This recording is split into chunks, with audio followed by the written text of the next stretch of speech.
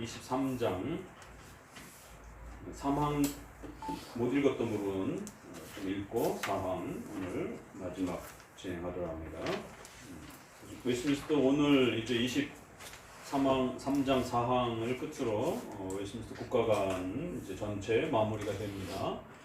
이번 국가관과 예배법과 관련돼서 보건법과 또 예배의 자유라고 하는 이런 부분들이 충돌이 되어질 때 어떻게 이거를 조율해야 될 것인가 참 쉬운 문제는 아닙니다.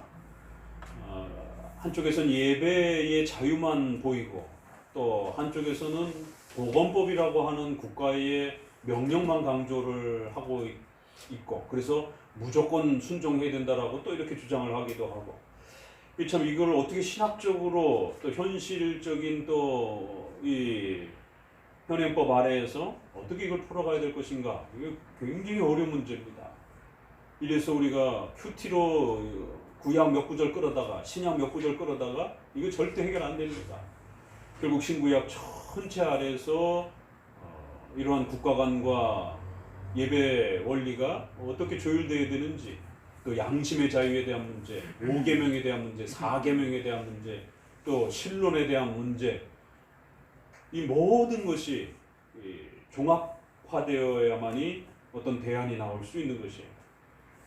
앞서 설교에서도 말씀드렸던 것처럼 우리 한국 사회는 아주 뼛속 깊이 정치적인 그러한 이 세계관과 이념들이 오랜 세월 조선시대 이후로부터 당파 싸움과 또 나라가 망해가도 그 당파 싸움을 멈추지 않고 그렇게 서로를 적대시하면서 싸워갔던 그러한 그 구한말 시대의 이 조선 시대의 끝의 모습들이나 또 그런 혹독한 아픔을 나라가 망하는 아픔을 겪었는데도 불구하고 해방되자마자 결국 남북으로 나눠져서 엄청난 그러한 또 전쟁의 이러한 위험 앞에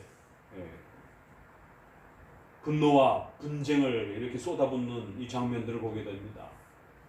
이거 오늘 우리 시대에 이제 판도라 상자가 열렸습니다.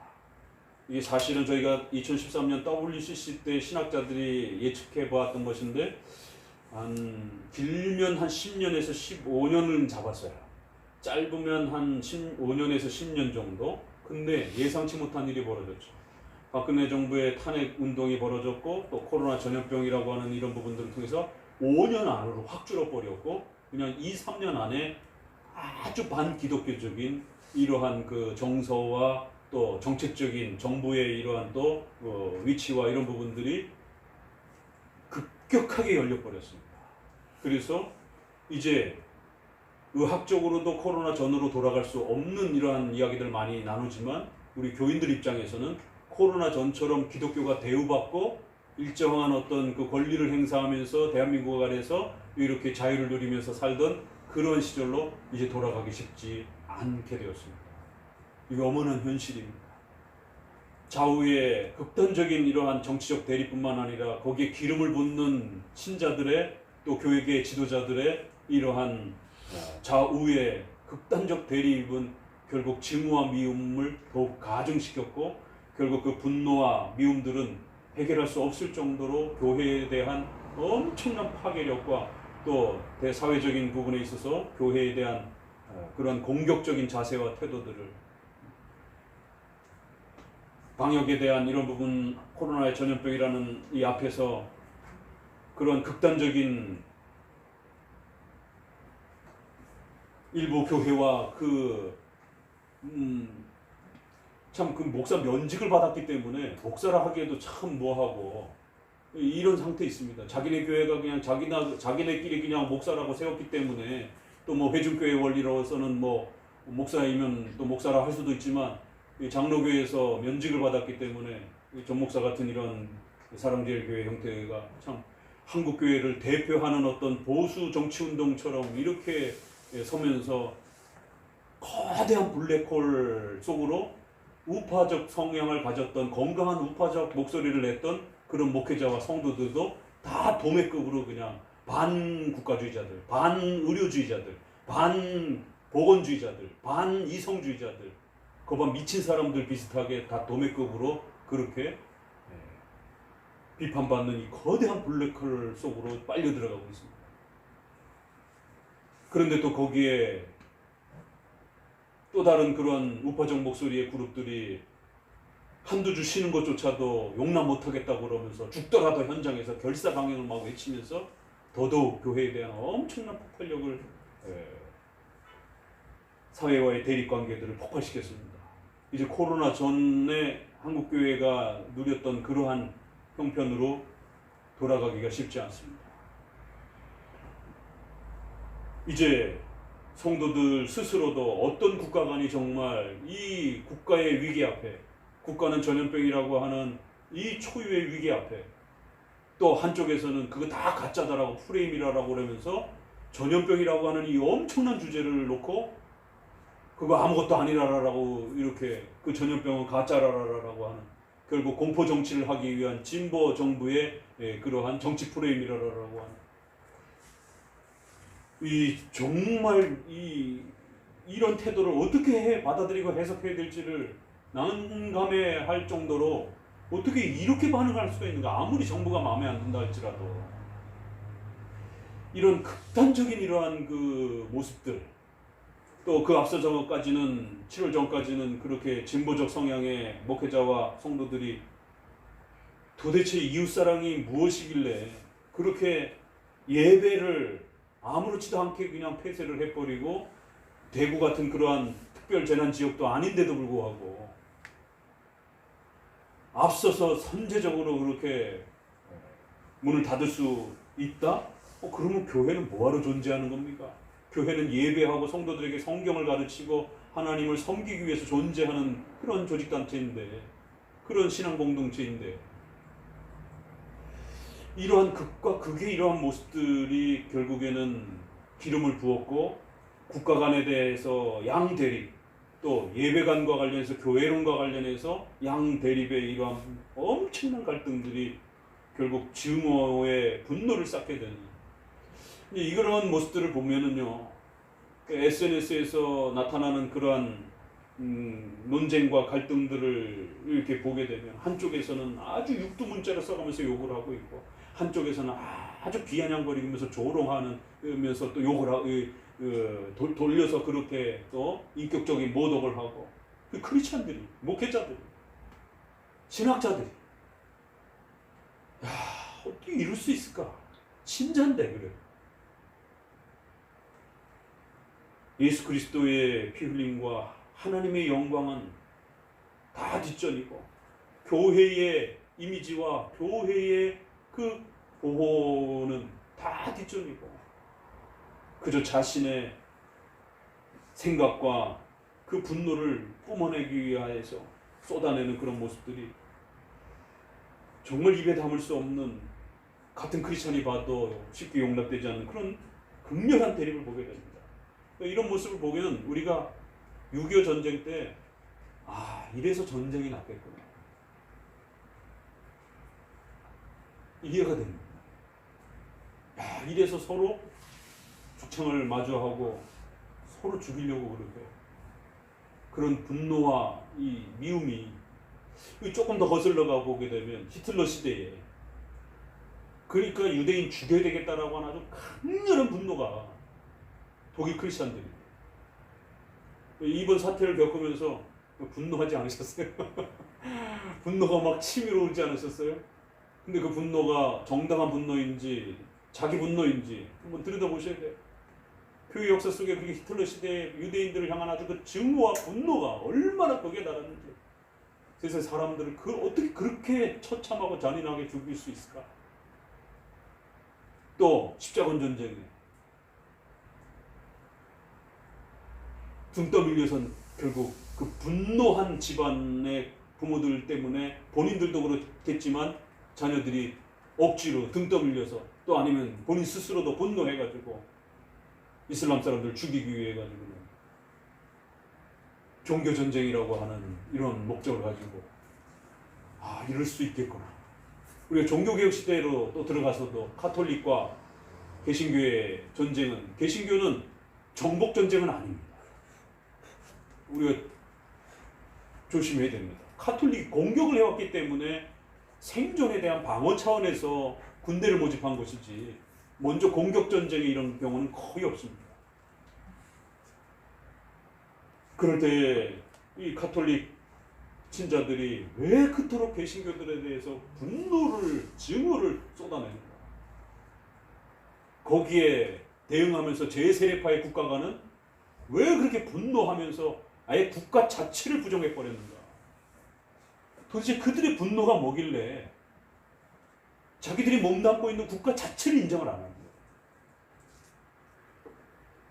제3세력파의 국가관 이해하시겠죠? 우리의 분노를 보면 제3세력파 시대, 종교개혁 시대 때 이런 분노가 있었겠구나. 현 정부의 합법성을 인정 안 합니다. 그래서 절대 맹세 금지, 군대 요청 금지, 군대의 모든 요구 조건들 금지. 그래서 제3세력파가 스위스, 독일, 제네바 모든 유럽 지역에 들어갈 때마다 반란자들, 내란자들, 반국가주의자들로 몰려가지고 카톨릭이고 기독교다가 할 것 없이 처형당하는 거예요. 왜? 국가를 전복시키려는 형태로 운동을 하니까. 제3세력파의 그 자기들이 몸담고 있는 그 정부에 대해서, 아니 이 정부가 마음에 안 들면 스위스라든가 독일에 가서는 마음에 들어야 될 텐데 지역에마다 몸담고 있는 정부마다 전부 다 마음에 안 드는 거예요. 그래서 극단적인 아주 반배격주의적 국가가.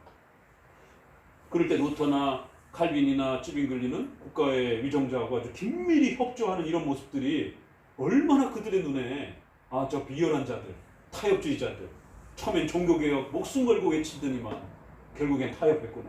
그래서 타협주의자들이라고 루터나 찌빙글리나 칼빈을 얼마나 공격했는지 모릅니다. 그래놓고는 자기들의 아주 강한 반국가적인 그러한 저항정신을 마치 순결을 지켜가는 것처럼 그렇게 프레임을 걸어가는. 그래서 자기들은 순결주의자라라라, 순혈주의라라라라고. 이 참 오늘날하고 그냥 그대로 대비해도 똑같은 모습을 보게 됩니다. 왜 이들은 자기들이 몸담고 있는 정부에 대해서 그토록 혐오하는가?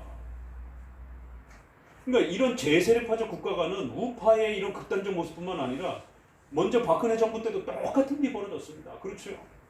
그때 2015년 때의 일들을 우리가 보게 되면 그때는 뭐 우파 존중하자라는 목소리 자체를 어디 가서 카페에서 이렇게 친구하고 얘기했다가는 어디서 언제 모르게 주먹 날라오고 병 날라올지도 모르는 그런 험악한 분위기 안에서 보수 정권에 대한 어떤 옹호 발언은 아직 한마디도 못하고 숨죽이면서 무슨 공산주의 사회 아래 사는 것처럼 보수 정부의 어떤 입장을 옹호하려고 하는 어떤 그러한 정치적 행동을 요만큼만이라고 해도 아주 그냥 집단 린치를 당하는 아주 그런 전체주의적 사고와 집단주의적인 이러한 아주 폭력들이 지금 진보의 크리스천들과 진보적 가치를 추구하는 사람들에 의해서 일어났단 말이에요. 그래서 대한민국의 초유의 사태 대법관들이 헌법재판소에서 8대0이라고 하는 공산주의도 아니고 그 중에 개인의 의견에 반대가 있을 수도 있잖아요. 민주주의 사회인데. 근데 법관들조차도 다 신상이 털리고 자녀들 뭐 학교 다 털리고 대한민국에서 이게 안 털리는 데가 어디 있어요. 그러니까 법관들도 겁이 나는 겁니다. 이렇게 막 1000만씩 가까이 되는 막 수백만 명씩 길거리로 나와갖고 진보 정부를 옹호하고 보수 정부를 당장 내란이 일어날 것처럼 공격을 하니까 어디 밤길 가다가도 테러를 당할 수 있는 법관들의 잘못 결정을 내렸다가 그게 8대0이라고 하는 세상에. 그래서 탄핵이 된 거예요. 그래도 제가 그 시절에 아무리 법관이 마음에 안 들어도 판결이 마음에 안 들어도 그래서 보수 신학자들이 그 헌법재판소에 대해 판결에 대해서 얼마나 조롱하고 공격했는지 모릅니다. 이 어용 판사들이잖아요. 그때도 제가 그러면 안 됩니다. 우리의 마지막 법치국가에서 마지막 법률적 판단은 헌법재판소입니다. 최상위 대법원과 헌법재판소의 권위까지 무너지고 그들의 판결도 존중 안 하면 그때부터 무기를 들어야 됩니다. 제 글 그대로 있어요. 국가 간 치면 제 이름과 관련해서 2015년에 나온 학회에서도 발표했고 우리 교회에서도 발표했고 존중해야 됩니다. 참아야 됩니다. 이 정치 문제는 이렇게 다루기가 어려워요. 그래서 역사 이래로 죽이고 죽는 겁니다. 우리뿐만 그런 게 아니고 우리는 대한민국은 조금 유교 문화 때문에 좀 더 심한 거고 6.25 전쟁과 이런 일제시대를 100년 아래에서 엄청난 사건들을 극렬하게 서로 적으로 서가지고 그렇게 친일파니 또 독립운동파니 또 북쪽 남쪽으로 이렇게 갈려가지고는 엄청난 대립을 했기 때문에 우리는 좀 더 심한 거고 인간의 본성 자체가 그런 거예요. 인류 역사 전체가 국가와 교회의 이 종교 문제가 부딪히게 되면 전쟁밖에 해결 방법이 없었어요. 그래서 그 전쟁도 10년, 20년, 6.25 전쟁 3년 우스운 겁니다. 기본이 30년 전쟁, 유럽의 100년 전쟁, 십자군의 300년 전쟁. 그렇기 때문에 영역주권, 정교분리의 원칙이라고 하는 이 국가 간과 교회의 이 성경적 관계가는 굉장히 어려운 겁니다. 그냥 어설피 공부해가지고는 현 정부를 쫙쫙하라고 이렇게 외쳐도 안 되는 거고 또 무조건적인 순종을 외쳐도 안 되는 거고 종교분리와 어거스틴의 두 왕국론부터 시작해서 루터 칼빈의 그러한 또 두 왕국론, 종교분리의 원칙, 가이퍼의 이러한 영역주권, 또 헬리미터의 칼빈주의 속에서 일어나는 그 소개된 논문 안에 근대의 또 최근래에 일어났던 수많은 그런 개혁주의 국가 간에 대한 엄청난 논문들, 이런 부분들을 총체적으로 들여다보고 나서 각 지역의 또 형편에 맞게, 미국은 또 미국의 형편이 있는 거고 좀 더 친기독교 국가와 또 우리나라처럼 다종교 사회에서 또 반기독교적인 어떤 정서를 가지고 있는 정부가 들어섰을 때 그럼 우리는 어떻게 해야 될 것인가? 이러한 그 종합적 판단을 하는 게 어려운 겁니다. 더더욱 칼의 권세를 가지고 있는 국가와 대응을 해야 되기 때문에 까딱 잘못 저항했다가는 그 칼에 바로 죽임을 당할 수 있는 이러한 아주 예민한 그러한 또 아주 강력한 힘을 가지고 있는 자와 이 대립관계와 협력관계를 어떻게 풀어가야 되는지에 대한 성경적 지혜를 찾아야 되는 거라 어려운 겁니다. 그래서 두왕국론, 종교분리의 원칙, 그건 제세례파처럼 완전히 정치에 관심이 없고 등을 돌리는 회피주의가 아니라 각각의 직임과 역할이 구별되어 있고 또 각각이 서로를 공격할 때는 반드시 저항하면서 또 때로는 협조하면서 상호 협조적 구별 원리, 이렇게 정립해 놓은 겁니다. 목숨을 걸고 싸워서 서로의 피 흘림을 수도 없이 거듭하면서 지난 2000년 동안 이렇게 시행착오를 거쳐서 정교분리의 원칙이라는 것이 고백된 거예요. 막상 우리나라에 터지니까 갈팡질팡 우왕좌왕하잖아요. 각 교단마다의 국가관에 따라 여러 형태들이 나타나는 겁니다. 지금 우파적인 이러한 구구적인 이런 행동들은 세대주의와 근본주의와 신비주의적인 그런 이원론이 지배하는 방식이지 건강한 칼빈주의적 국가 간의 영향을 받은 형태는 아닙니다. 또 그 먼저 진보적인 또 이러한 형태의 모습들은 자유주의와 혼합주의의 영향을 받은 민중신학과 해방신학이라고 하는 그런 전통적인 그러한 자유주의 신학의 영향을 받은 또 그런 형태이지 건강한 칼빈주의적 진보 목소리가 아닙니다. 자, 그래서 우리의 선조들이 웨스트민스터 신앙 고백 안에 신앙을 고백해야 하는 그 중요한 교리 항목 안에 국가관을 집어넣은 겁니다. 놀랍죠? 국가관은 이거는 빼도 되는 것처럼 느껴질 수 있어요. 아니 국가가 왜 국가에 대한 문제를 왜 우리의 신앙으로 고백하는가? 그럼 많은 사람들이 얼핏 생각하게 되면 어떤 국가를 만들어야 되지? 이런 생각을 해요. 국가교회 개념을 생각한단 말이에요. 그러면 성경적인 국가는 구약과 같은 그러한 다윗 왕을 세우고 뭐 이런 시스템을 만드는 국가인가? 이래서 그럼 어떤 국가를 만들어야지? 이렇게 생각하고 들여다보는데 정작 국가관은 고백했는데 어떤 국가야 어떤 유정자에 대한 내용은 한마디도 없어요. 정교 분리의 개념만 가르쳐요. 그러니까 첫 번째 질문, 왜 국가관을 고백하고 있는가? 신앙 고백 안에서. 신앙 고백이면 우리의 신앙과 관련된 중요한 교리들만 소개해도 벅찬데 국가라고 하는 전혀 상관없어 보이는 국가를 왜 신앙으로 고백을 해야 되는가? 이 굉장히 아주 놀라운 질문이고 웨스트민스터가 이것을 아예 항목으로 채택을 해서 다루고 있는 거예요. 웨스트민스터만 그런 게 아니라 모든 우리의 신조들이 마지막 항목에 국가관을 다루고 있습니다. 칼빈의 기독교 강요에서도 국가관을 다루고 있고, 국가관은 교회의 존립과 뗄래야 뗄 수 없는 상호 관계 속에서 존재하는구나.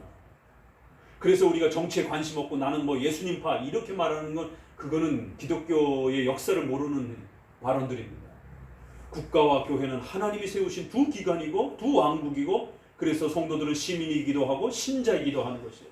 그래서 각각의 이 영역 속에서 어떻게 책임을 감당하고, 돌아서서는 종업원이요, 돌아서서는 여러분이 사업장의 주인일 수 있어요. 그러나 교회로 오게 되면 여러분이 신자요, 장로도 될 수 있고 또 신분이 바뀔 수도 있는 것입니다.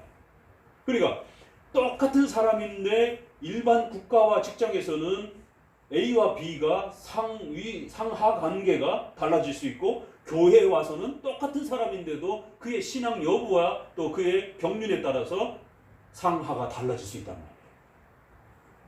그렇기 때문에 두 왕국 속에서, 두 영역 속에서 어떻게 각자의 위치와 역할을 따라서 살아가야 되는가. 아무리 회사에서 사장이라 할지라도 교회 와서 사장 노릇을 하면 안 되는 거예요. 자기 종업원들.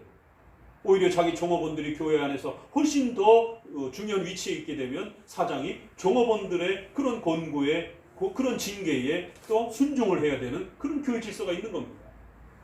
각각 두 영역은 책임과 역할과 은사와 직분의 임무의 차이가 구별이 된다. 이게 사망입니다. 그렇기 때문에 국가 위정자는 반드시 국가 위정자로서 하나님이 맡겨주신 그의 직무와 임무를 감당을 해야 되는 것이지 교회 일을 관여하면 안 된다. 그런데 이 교회 일을 관여하면 안 된다라는 말을 잘못 오해해서 분리주의로 이해하면 안 된다라는 거예요. 불간섭주의로 이해를 하면 안 된다라는 겁니다. 상호 협조 원리. 그래서 협조할 땐 협조하고, 만약에 침해를 하게 되면 저항하는 내용이 다 포함된 그러한 내용이지 제세례파처럼 회피주의가 아니란 말입니다. 그래서 국가의 임무 속에 시민의 생명과 재산을 보호해주는 그런 역할도 있지만, 우리가 지난번 본 것처럼 놀랍게 종교적 의무가 있다는 것을 기억하셔야 됩니다. 국가의 임무 중에 종교적 의무가 있구나. 그래서 초판에서는 더욱 적극적으로 기독교적 신앙이 풍부했을 때는 국회의원들도 위정자도 신자요, 많은 국가의 공무원들이 신자요, 이럴 때는 더욱 적극적으로 국가가 이단을 척결하고 이단이 창궐하지 못하도록 그 지역을 보호하고 이러한 종교적 의무까지도 짊어진다는 거예요. 그러나 이제 종교가 여러인 국가 속에서 또 위정자가 불신자인 이러한 속에서는 1788년 미국 수정판처럼 국가 위정자의 종교적 의무는 조금 더 축소될 수 있다는 것이, 이러한 탄력성을 가지고 국가 간의 책임과 역할을 소극적으로 또 적극적으로 이렇게 담아낼 수 있다는 거예요. 절대로 국가 위정자에게 종교적 의무를 배제시키지 않는다는 거예요. 좀 소극적으로도 또 적극적으로도 충분히 준다는 것입니다. 마찬가지로 교회의 목회자에게 국가적 의무를 둔다라는 것입니다. 그래서 31장에 가게 되면 충고도 할 수도 있고 책망도 할 수도 있고, 그 국가 위정자가 자신의 신자로 들어오게 되면 국가법으로 그를 처벌할 수는 없어도 교회의 성찬과 관련된 권징의 질서로 그 국가의 위정자들과 국회의원들을 신자로서도 책망하는 겁니다. 그리고 국가의 일들을 십계명과 관련해서 도덕적으로 어떻게 통치해야만이 하나님이 복 내려주시는지에 대해서 훈계하고 가르칠 수 있다는 거예요. 그래서 또 때로는 국가가 감당하지 못하는 우리 대한민국의 근대 초기 역사처럼 학교제도라든가 의료제도라든가 이런 여러 가지 사회복지시설을 국가가 감당하지 못하면 교회는 막강한 인력과 재원이 있기 때문에 미션 스쿨을 설립을 해서 아이들 교육을 국가가 해줘야 될 부분들을 일부 감당해 주기도 하고, 거기에 목사님을 파송해서 아이들에게 성경 공부도 가르칠 수도 있고, 그러면 준교사 역할을 할 수도 있는 목회자가 절대로 국가의 어떤 공무사역에 간섭할 수 없다, 이런 개념이 아닙니다. 그렇게 되면 오늘 우리 시대에 여러 형태의 국가적, 공무적 그런 일들을 하는 모든 교회 사역들이 다 폐지돼야 돼요. 당장 군목들 국가에서 월급을 받습니다. 장교입니다. 신분상. 그래서 군대에 또 이러한 법들의 저촉을 받을 수도 있습니다. 그렇지만 또 목사입니다. 또 병원의 원목이라든가 이런 여러 기관들, 단체, 또 기독교적 언론 기구들, 그래서 언론 출판의 법의 적용을 받기도 하지만 여전히 또 기독교적인 가치와 내용들을 말할 수 있는 또 그런 특수성을 갖고 있단 말이에요. 병원, 아직도 저기 남쪽 지방으로 가게 되면 예수병원이 아예 존재합니다. 선교사들이 세운 이름 자체가 예수병원이에요. 그 남부 지역에 유일하게 병원이 있었던 기독교인들이 세운 병원. 저 원주 출신입니다. 원주의 유일한 종합병원이 원주 기독병원이 기독교인들이 세워서 운영했기 때문에. 그래서 아직도 이렇게 기독교 이름이 남아있는 의료기관도 남아있단 말이에요. 국가법의 저촉을 받아야. 그러면서도 불구하고 기독교적인 또 가치를 또 가지고 있는 그런 또 공간이란 말이에요. 그러니까 이런 부분에서 국가의 그러한 그 보조적 역할로서의 이러한 많은 부분들을 교회가 국가적 책임과 의무들을 도울 수 있는 역할이 있다라는 겁니다. 그 본질적 의무를 빼앗거나 차지하는 건 아니에요. 본질적 의무가 훼손되지 않는 범위 내에서 얼마든지 서포트하고 도울 수 있다라는 거예요. 상호협조. 국가위정자도 얼마든지 국가위정자가 이단을 판정하는 건 아니에요. 교리를 결정하는, 교리를 입법화시키는 그런 결정을 하는 게 아니에요. 삼위일체를 국가위정자가 국회의원들이 만드는 게 아니에요. 그러나 그 회의를 할 수 있도록 재정적 서포트를 하고 적들을 막아내고 또 거기서 이단이라고 정죄하면 거기에 해당되는 자들을 국가법으로 징계를 할 수 있는 이러한 종교적 의무를 협조할 수 있다는 것이죠. 이게 웨스트민스터의 국가관이에요. 정작 우리가 생각하는 어떤 국가교회를 만들어야지 이건 아니에요. 없습니다. 오히려 국가의 역할과 교회의 역할이 무엇인지에 대한 그 역할과 책임에 대해서 이야기하고 있지 어떤 국가를 만들 것인가에 대한 방법론에 대해서는 하나도 설명하지 않습니다. 오히려 그 방법론은 각 지역에 따라서 얼마든지 자연법 아래에서 도덕적인 양심 아래에서 왕정체제를 갖추던 영국이나 일본처럼 왕은 있지만 입헌 군주제를 취하던 카이퍼도 그래서 입헌 군주제 시절에 사용을 했던 분이기 때문에 입헌 군주제를 굉장히 추구하는 스타일이고 옹호하고 추천하는 스타일로 갑니다. 그러나 근대 민주주의처럼 입헌 민주주의 형태로 취할지 방법은 다양하게 취해도 된다라고 그렇게 열어놓고 있습니다. 그러니까 이제 이런 부분에 대해서 아주 신중하게 그렇게 잘 접근해야 됩니다. 이게 칼빈주의적 국가관을 양쪽을 비판하면서 정교 분리의 원칙을 교리적으로 가르치고 그 교리적 관점에서 보았을 때 박근혜 정부 때 제가 진보적 그 목소리를 내면서 현장에 뛰쳐나오는 사람들을 향해서 강력하게 책망했습니다. 이렇게 흥분해가지고 국가 위정자를 끌집어 내리게 되면 안 됩니다. 법의 절차를 밟아야 됩니다. 여기 그 시절에 현장에 있던 분들 제가 거짓말할 수가 없는 겁니다. 여기 계신 분들도 목사님 광화문에 한번 갔다 오면 안 될까요? 라고 저에게도 묻기도 했기 때문에 그래 때로는 우리가 개별적인 양심의 자유가 있기 때문에 어떤 자잘못의 정책에 대한 부분을 분명히 양심의 자유로서 표출할 수 있다. 언론 출판의 자유가 있습니다. 그러나 본인이 속해 있는 직위와 신분에 따라서 저항을 해야 되지 자기에게 주어져 있는 위치와 역할과 책임이 없는 범위 내에서 그 월권을 행하는 발언들을 하면 안 된다. 그 조건으로 그러면 광화문에 가서 그 현장을 보든지 그 부분에 대해서 너가 어떻게 양심의 자유를 표출할 것인지에 대해서는 제한을 갖는 조건으로 그러면 다녀와 봐라라고 그렇게 허락하게 됐어요. 그래서 가서 절대로 박근혜 하야라든가 거기 몽둥이 들고 그렇게 그 퍼포먼스를 한다든가 이런 데 절대로 참여하지 말라라고 똑똑히 들었습니다. 그렇게 하면 5계명의 또 다른 죄를 범하게 된다.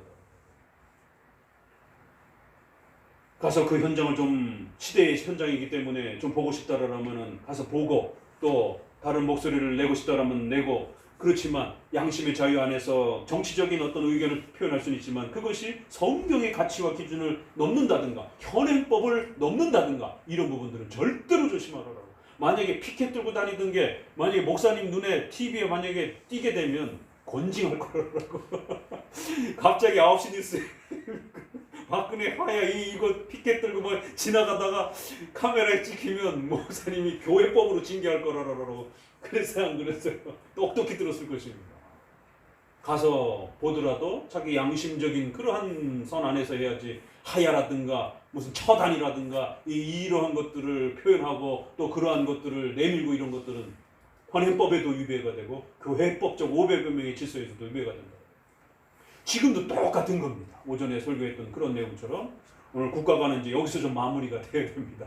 계속 겹쳐가지고 또 워낙 또 중요한 사안이어서 또 특별 설교랑도 연결이 됐기 때문에 신조와 관련해서도 이제 여기까지가 마무리될 거고 설교도 종말론과 관련되어서 이제 오전 설교까지가 거의 마무리가 될 거예요. 이제 그러면 이제 또 우리가 다음 주부터는 또 결혼으로 넘어가야 되고 또 예수님의 십자가의 또 후반부 생애로 넘어가게 될 겁니다. 그래서 오늘은 좀 우리가 국가관과 관련해서 마무리 정리를 좀 하셔야 됩니다. 이처럼 그때도 책망을 했고 지금도 책망을 하는 거예요. 그러니까 양쪽에서 욕을 먹는 거예요. 목사님처럼 건강한 칼빈주의, 웨스민스터에 있는 그러한 국가관을 가르치는 사람. 여기 어디에도 진보 정부의 요청을 받았을 때, 부름받았을 때 라고 돼 있지 않습니다. 모든 공직에 다 얼마든지 부름을 받았을 때 자유롭게 국가공직을 맡을 수 있는 것입니다. 라고 권면했을 때 양쪽으로부터 욕을 먹는 거예요. 우리 한국의 정치 상황 속에서 한국의 정서의 이러한 상황 속에서 참 이런 건강한 칼빈주의적 국가관을 이야기한다는 게 균형 잡힌 칼빈주의 국가관을 말한다는 게 쉽지 않습니다. 그래도 가르쳐야 됩니다. 이번 계기를 통해서 건강한 칼빈주의가 한국을 살릴 수 있고 교회를 살릴 수 있다라고 하는 강력한 의지와 또 소망을 가지고 웨스민스터의 국가관을 배우셔야 됩니다. 그래서 다 간혹 또 여러분 마음속에 아직 이해가 안 되고 또 어떤 주제는 불편할 수도 있어요. 목사님이 권면한 어떤 부분들이 아직 안 받아들여질 수도 있어요. 그래도 왜 신학자가 이렇게 말하는가를 거듭 또 듣고 새겨보고 또 자료를 찾아보면서 목사님이 이렇게 말하는데 어떤 근거가 있구나라고 생각이 되고 그것이 성경적 원리에 가깝다라고 생각한다면 이전에 자기의 태도를 급격히 수정해야 됩니다.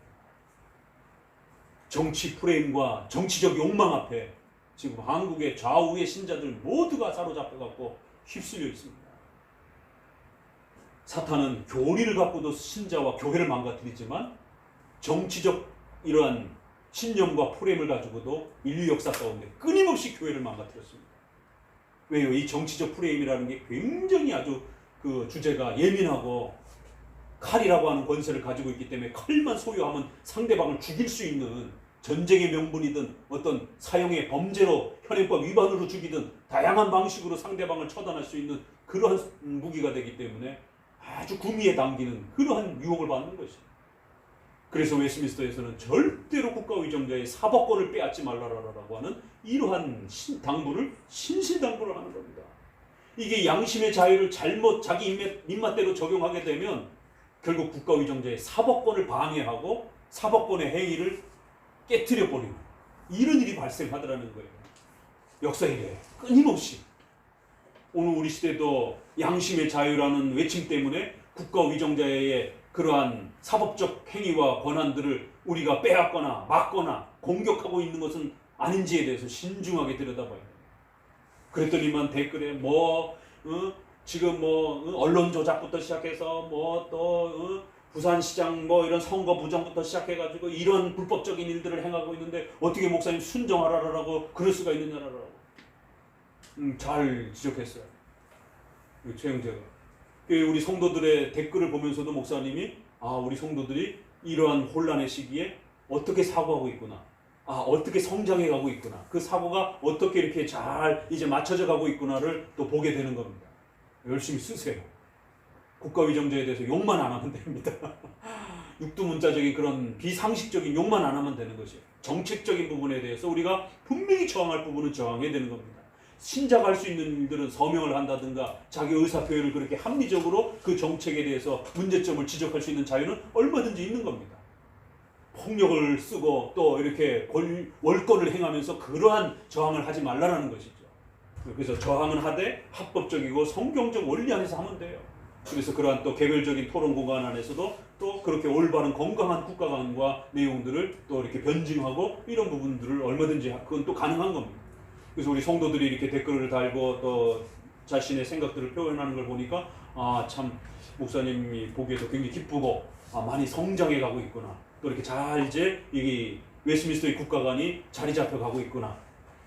왜냐하면 그 분노를 조절해 가면서 그 상대방의 거친 의견에 그거를 이렇게 변증해 가는 게 쉬운 일이 아닙니다. 우리나라처럼 예민한 국가관을 가진 이러한 사람들 앞에 좌우의 이런 잘못됨을 책망하면서 영역 주권이라고 하는 이 고유한 성경적 국가관을 우리 시대에 뿌리내리는 것은 너무너무 힘들고 어려운 일이에요. 그럼에도 우리가 끝까지 이 일들을 포기하지 말고 끌고 가야 돼요. 그 최용재의 답변도 아주 놀라운 것은 물론 우리도 인정합니다. 그런 도덕성의 문제들, 선거법의 문제들, 누가 봐도 의심스러운 부분들. 그러나 그거는 법으로 풀어야 되는 거지. 그런 불법성 몇 개가 있다고 해서 또 그게 아직 객관적으로 대법원을 통해 가지고 확정된 판결도 아니잖아. 그러니까 박근혜 때도 마찬가지예요. 그게 확정된 판결이 아니잖아요. 근데도 벌써 다 죄인이 된 거예요. 이런 법이 뭐가 필요하고 3번에 걸친 대법원까지의 그런 재판이 뭐가 필요합니까? 무죄 추정 원칙이라는 게 뭐가 필요합니까? 근대 문명에 법이 필요 없으면 옛날처럼 직접 민주주의를 통해 가지고 몽둥이 들고 죽창 들고 힘 있는 놈이 이기는 거예요. 이런 시대로 원시 사회로 돌아가면 안 되잖아요. 법이 지배하고 법을 통해서 우리가 사는 것이 가장 일반 시민들의 생명을 보호할 수 있는 근대의 문명의 엄청난 세계대전을 치러가면서 깨달은 바가 여기란 말이에요. 이 법치주의 이상의 더 좋은 형태가 있으면 우리가 그걸 해야 되지만 그 전에 군주주의도 해봤고 봉건주의도 해봤고 수많은 걸 해봤는데 서로 죽이고 죽는 이 싸움이 끝나질 않는 거예요. 그나마 그래도 법치주의가 비록 그 판사와 이런 법률 제도와 이런 모든 부분들이 마음에 안 들고 불편하고 미국 법 같은 경우요 민주주의의 최고봉에 있는 미국, 영국이라고 하지만 그들의 법률을 보게 되면 봉건주의 같은 법들이 있어요. 우리나라가 훨씬 더 나은 법들이 있습니다. 오히려 상원의원 같은 이런 그 지역 선거가 됐을 때 거의 그 아들에게 이렇게 대물림되는 어떤 그 희한한 그런 어떤 정서가 있어요. 우리나라 같으면 난리가 납니다. 무슨 음서제냐 막 이러면서. 근데도 미국은 초창기에 어설프게 만들었지만 그 전통과 관례를 존중하는 이런 민주주의의 또 이러한 특성들이 강해가지고 그거를 잘 조정하면 된다라고 생각을 하는 거지. 조금 법이 불편하고 나쁘다고 해서 그때그때 계속 그걸 고쳐나가다 보면 한도 끝도 없이 법이라는 게 엉망진창이 된다라는 것이죠. 그렇기 때문에 법은 한번 만들어지고 나면 최소한도로 천천히 될 수 있으면 또 이렇게 세부 세칙을 조정해 가면서도 이렇게 해보고 이러다가 더 이상 안 될 때 근본적인 헌법을 바꾸는 것이지, 헌법이라고 하는 것은 전쟁이라든가 이런 걸 통해서 거의 마련되잖아요. 미국도 그렇고 우리나라도 그렇고. 그렇기 때문에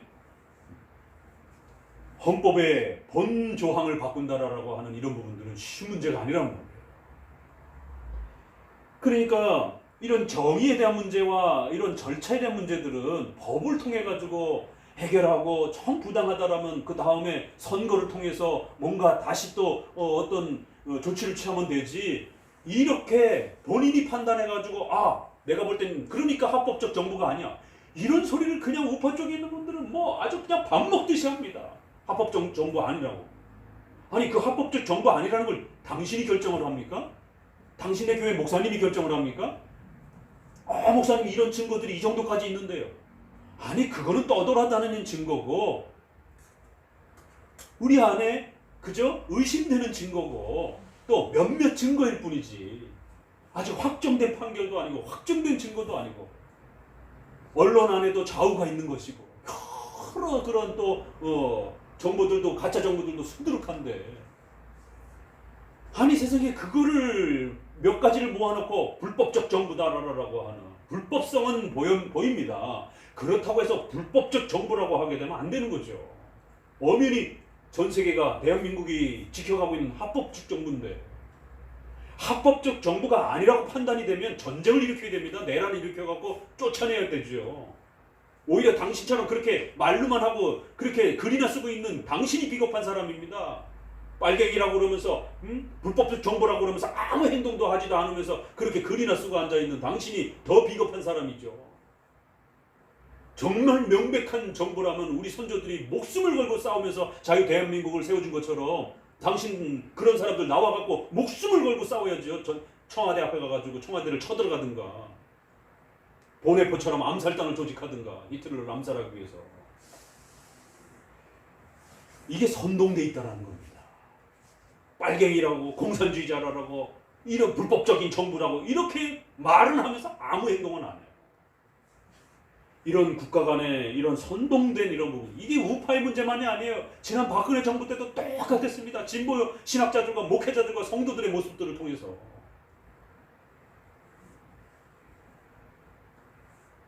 그러면서 일제시대 북한 이런 걸 끌어오는 모습들이 이게 논리의 모순을 제가 다시 한번 지적하는 겁니다.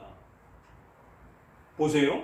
북한 시대에 북한의 김정은 시대에 또 주기철 목사님 일사각오를 하고 죽기를 각오했지 않느냐라고. 그러니까 국가가 핍박하는 것과 국가가 보건법을 집행하는 거를 구별을 못하는 거예요. 그러니까 법의 체계 개념도 이해를 못하고 예배 원리에 대한 개념도 이해를 못하고 일반은총의 전염병이라는 게 또 뭔지도 이해를 못하고. 북한에서 만약에 전염병 때문에 예배를 못 드린다라면 피해야 됩니다. 북한과 같이 예배가 불법인 나라에서는 몰래 숨어서라도 우린 예배 드려야 돼요. 예배가 우리의 본질적 목적이니까. 그러나 북한과 같은 나라에서조차도 전염병이 생겨가지고 성도가 죽을 수 있는 위험이 생기게 되면 잠시 그 예배를 중단한다든가 안전한 지역으로 옮긴다든가 조치를 취해야 됩니다.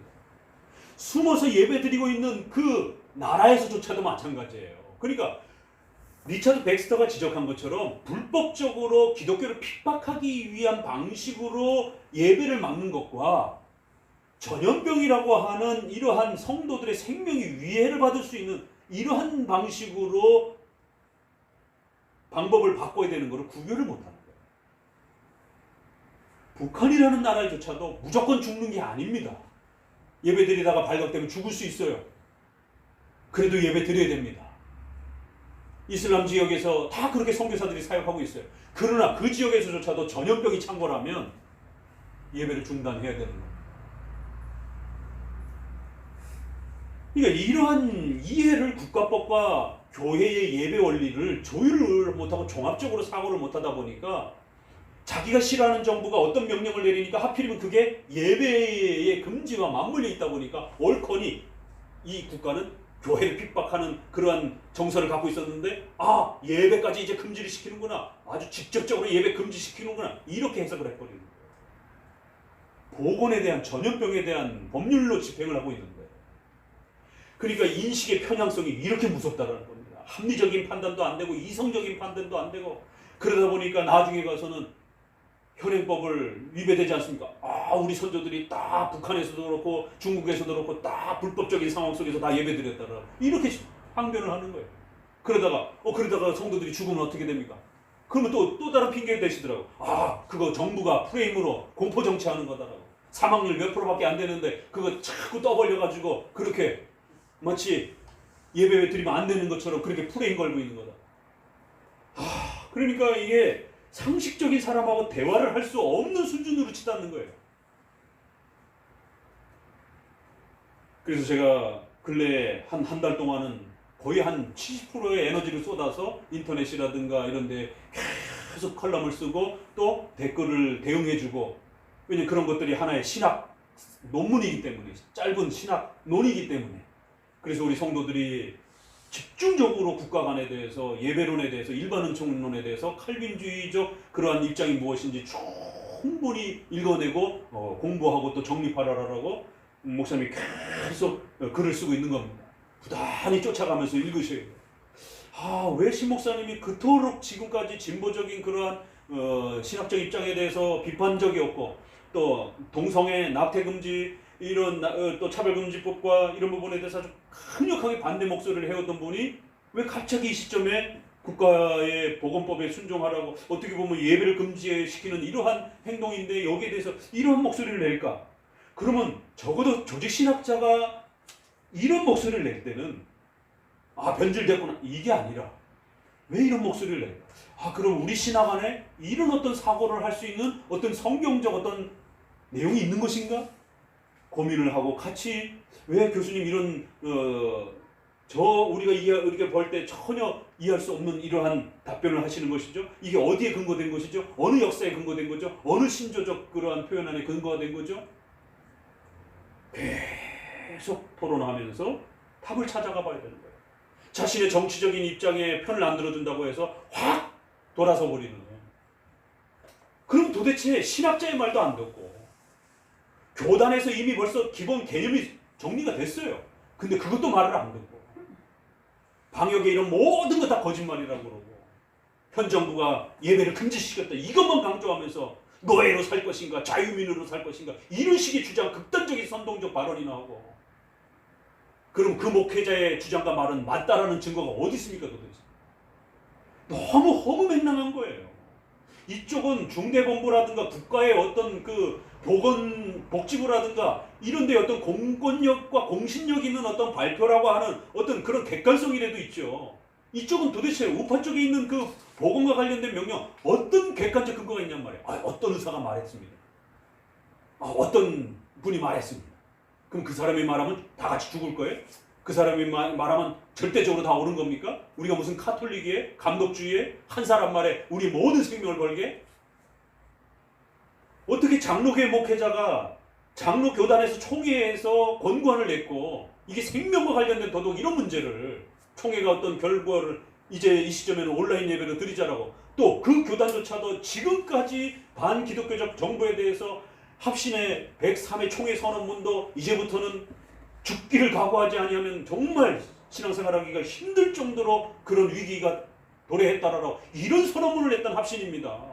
그래서 현 정부의 반기독교적 정책에 대해서 여러 역사관에 대해서 비판해오고 거기에 대해서 항의 성명을 하고 엄청난 반정부적 그런 목소리를 냈던 교단이 이 시점에는 우리가 온라인 예배로 전환해서 성도들의 생명을 보호하십시오라고 합신과 저희 대신과 고신도 교단의 이러한 신학자들의 그 연구 끝에 그런 어떤 권면이 나왔는데도 불구하고 장로교회의 일선 목회자들이 그거 신학자들 다 잘못 판단한 거야. 내 판단만이 옳아.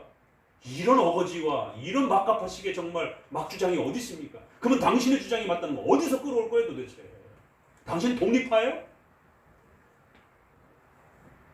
성도들의 생명을 가지고 어떻게 이렇게 장난칠 수가 있는지.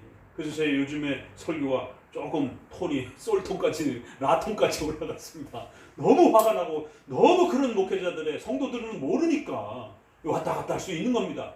목회자와 지도자라는 사람들이 신학자라는 사람들이 얼토당토한 자기 해석만 주장하면서 근거도 되지도 못하고 그저 자기 말이 맞다고만 우기기만 하고 생명이 달린 문제이기 때문에 총회 권고안들을 살펴봐야 되고 일반적인 보편적 원리 안에도 우리가 총회적 질서 안에 그 규칙을 따라야 되는 것이고 그 장로교의 질서는 총회 규칙을 따르지 아니하면 징계를 받을 수도 있는 거예요. 노예를 통해서 목사 면직을 당할 수도 있는 거고 독립교회에 있는 게 아닙니다. 우리는 반드시 상회의 그 통치와 다스림 안에 개교회의 자유권을 갖고 있는 거예요.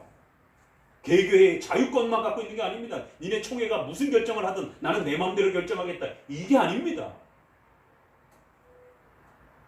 본인은 신학 공부도 하지도 않았고 그저 MDB 정도나 공부하고 그러면 전문적인 그러한 신학 전문가들이 연구해서 그 정도 권고안을 내놨는데도 그거 틀렸다라고 교회 역사부터 신조, 조직신학 이런 모든 우리 선조들의 그런 원문적인 그런 모든 전문적인 글들을 읽어내는 그래도 그 신학자들이 그 신학을 연구하고 오늘 우리 시대를 봤을 때 이 정도 권고안을 내렸는데 본인은 히브리 헬라어로 원전 강해나도 합니까? 정말 어디 한번 맞붙어가지고 논쟁해볼까요? 당신이 개혁주의 목사입니까? 그래 어디 그러면 히브리 헬라어 당신 원전으로 분석할 수 있느냐라고. 당신의 그런 성경 해석 모이기를 힘쓰는 이런 부분을 끄집어 갖고 왔는데 어디 원전을 가지고 그거를 대응할 수 있겠느냐라고. 제가 아는 99%의 목회자들은 원전 성경 못 읽습니다. 일반 복음주의 목사들은 대부분 다 그렇고, 개혁주의 하는 목회자들 안에도 원전을 가지고 강의 설교할 수 있는 성도들 1%, 목회자들 1%도 해당이 안 됩니다. 그러면 겸손해야지요. 신학자들의, 적어도 이상한 신학자가 아니고 그래도 건강한 보수적 목소리를 내는 신학자들이 각각의 전문 분야에서 그래도 뭔가를 조합해서, 그것도 혼자 결정하지 아니하고 함께 신학자들이 고심 끝에 어떤 방향성을, 지금까지는 정부에 대해서 강력하게 항의 목소리를 냈다라면 그것도 따르는 거고, 나는 정부가 좋은데 정부에 협력하다고 생각해야 되는데 이렇게 가도 안 되는 거고, 또 지금은 정부의 이런 보건법의 심각 단계를 발표했기 때문에 이제는 온라인으로 돌려달라고 한다라면 일선 개교회들의 목회자들이, 신학자들의 그 판단이 정말 목숨을 걸고 위배되지 않는다라면 따라줘야 되는 겁니다. 만약에 그게 틀렸다라고 판단이 되면 당신 면직될 각오를 하고 총회법에 저항하는 겁니다. 저항할 자유 있어요. 그러나 그 저항할 때는 메이첸, 반틀처럼 어때요? 총회에 면직될 각오하고 하셔야 됩니다. 장로교회의 저항이란 그런 겁니다. 총회의 권고와 총회의 그 룰을 어기게 되면, 자기가 틀렸다라고 생각한다라면 그 총회를 떠날 각오를 하고 저항하는 거예요. 자기 주장이 맞다라는 것을 신학적으로. 생명이 달린 문제이기 때문에 신학자들이 이렇게 히브리 헬라어를 가지고 연구하고, 또 신학자들의 수많은 역사의 논문들을, 헬라어, 라틴어 논문들을, 영어 논문들을 읽어내면서 그 오랜 세월의 연구 끝에 이렇게 전문적으로 방향성을 잡아주면, 이 어려운 국가관이라고 하는 이 문제를 이렇게 방향성을 잡아줬으면 일선 목회자들은 그 신학자들보다 실력이 어찌됐든 이런 부분에서 부족한 겁니다. 그들을 무시하는 게 아니라 그래서 신학자가 있는 거고 목사가 있는 거예요. 목사와 교사라고 하는 그 직분의 구별을, 목사, 교사, 장로라고 하는 이 직분을 성경이 구별해 놓은 겁니다. 그래서 신학자들은 목양도 하지도 말고 오로지 히브리, 헬라어, 라틴어 이런 오래된 신학적 연구들을 책상에 앉아서 오로지 그 일만 하면서 이단을 분별해내고 성경 해석의 그 풍성함들을 파헤치라고. 그래서 그거를 목회자들에게 공급하라라고. 자기가 신학자요, 장로요, 자기가 위정자요, 이런 월권적 행동들을 다 하면서 자기가 다 판단해놓고 성도들 보고 현장에서 죽으라라고 이런 결론을 내리면 어떡하냐는 말이에요. 근래에 이러한 목회자들의 과격성 때문에 저도 너무 속이 상하고, 말을 해도 들어먹지도 않고, 권고를 해도 외면하고, 같은 우파적인 목소리를 냈던 이러한 조직신학자가 신조에 근거해서, 또 성경 주경에 근거해서, 그러면 당신도 내놔봐, 그러면 정말 현장에서 그렇게 죽어야 되는 건지, 이렇게 부득이함도 한 번도 인정해주지 않을 정도로 이렇게 과격하게 해석해야 되는 게 맞는지, 도대체 성경은 어디에서 그런 주장을, 어떤 경우도 예외 없이 현장만 지켜야 된다라고 하는 그런 성경 구절이 어디 있냐 도대체. 원문적으로 뒤져봐라. 우리말 성경 가지고 하면 번역 자체에서도 의미도 드러나지도 않고, 신학적으로 전문적으로 따져보려면 원문을 갖고 따져봐야 돼. 기독교 강의에서 칼빈이 그랬다. 그래? 그럼 어디 번역 말고 적어도 그래도 영어 기독교 강의나 또 라틴어 가지고 왜 번역이 틀려지니까, 어가 다르니까 영어로도 제대로 읽지도 못하면서, 그래 놓고는 이게 칼빈의 입장이다라고. 너무 화가 나는 거예요. 정말 성도들을 죽일 수 있는 이러한 무책임한 이런 발언들을, 성도들은 순진하고 착하니까, 목사님이 이렇다니까 그걸 또 쉽게 받아들이는 거예요. 그래서 종교개혁 중세시대의 십자군전쟁 때 이 무식하고 어리석은 사제들에 의해서 등 떠밀려서 죽음의 현장에 성도들이, 청년들이 총칼을 들고 나가는 겁니다. 오늘 마지막으로 우리 성도들에게도, 또 우리 인터넷을 통해서 듣는 많은 분들에게도 정말 건강한 칼빈주의, 영역 주권이라고 하는 이런 종교 분리의 원칙이라고 하는 이 개혁파의 이 국가관이라고 하는 것이 무엇인지를 다시 한번 잘 정립하고, 절대로 정치 신념에 휘둘려서는 안 되고, 아무리 반공이 중요하고 아무리 자유민주주의라고 하는 가치가 중요하다 할지라도 기독교적 가르침보다 뛰어나서는 안 되는 겁니다. 그걸 넘어서서도 안 되는 것입니다. 그렇기 때문에 다시 한번 국가관을 읽어내면서 정치 신념에 휘달리는 것이 아니라 성경적인 국가관 아래에서 하나님께서 어떻게 그 각각의 지위와 업무를 그렇게 구별해주고 계시는지를 잘 이해해야 됩니다. 여기 우리 성도들 중에서도 지금 현 진보 정부 아래에서 공무 역할을 하시는 분들 있잖아요. 웨스트민스터가 당신들을 살린 겁니다. 그렇죠? 그렇지 않았으면 당장 때려쳐야 돼. 이놈의 정부 맨날 이상한 소리나 하고 교회나 핍박하고나 있고, 이런 정부 밑에서 당신이 공무를 해? 그거 완전히 어용신자지. 그거 오히려 교회를 핍박하는 정부의 신여 역할을 하는 것이지. 우리 청년들, 우리 성도들 중에 선생님도 있습니다. 어떻게 할 거예요? 당장 학교 때려치고 정교조까지 합법화됐어요. 어떻게 할 거예요? 당장 때려치고 나와야 됩니까? 그럼 우리 아이들은 누가 가르칩니까? 이리 때가 참고해도 또 그 안에 건강한 기독교적 선생님이 있어야 될 거 아니겠어요? 여기도 당장 공사도 있고 선생님도 있고 또 직접적인 또 우리 공무원도 계시고, 어쩔 겁니까? 진보 정부면 다 때려치고 나올 거예요, 그러면? 보수 정부일 때만 여러분들 일할 겁니까? 이런 심각한 일들이 벌어지는 거예요. 지금 우파적인 그러한 극단적인 그러한 형태로 반정부적 투쟁을 하는 이런 관점이라면 그 교회 성도들, 공무와 관련된 성도들 남아있지 못합니다. 그 설교 들을 때마다 얼마나 비참하고 자기 자신이 그 현 진보 정부를 수발을 해야 되는, 지금 매주일마다가 이렇게 정부 명령 때문에 또 문화부라든가 뭐 이런 또 시청에 있고 문화부 쪽에 속해 있는 사람들이 돌더라고요.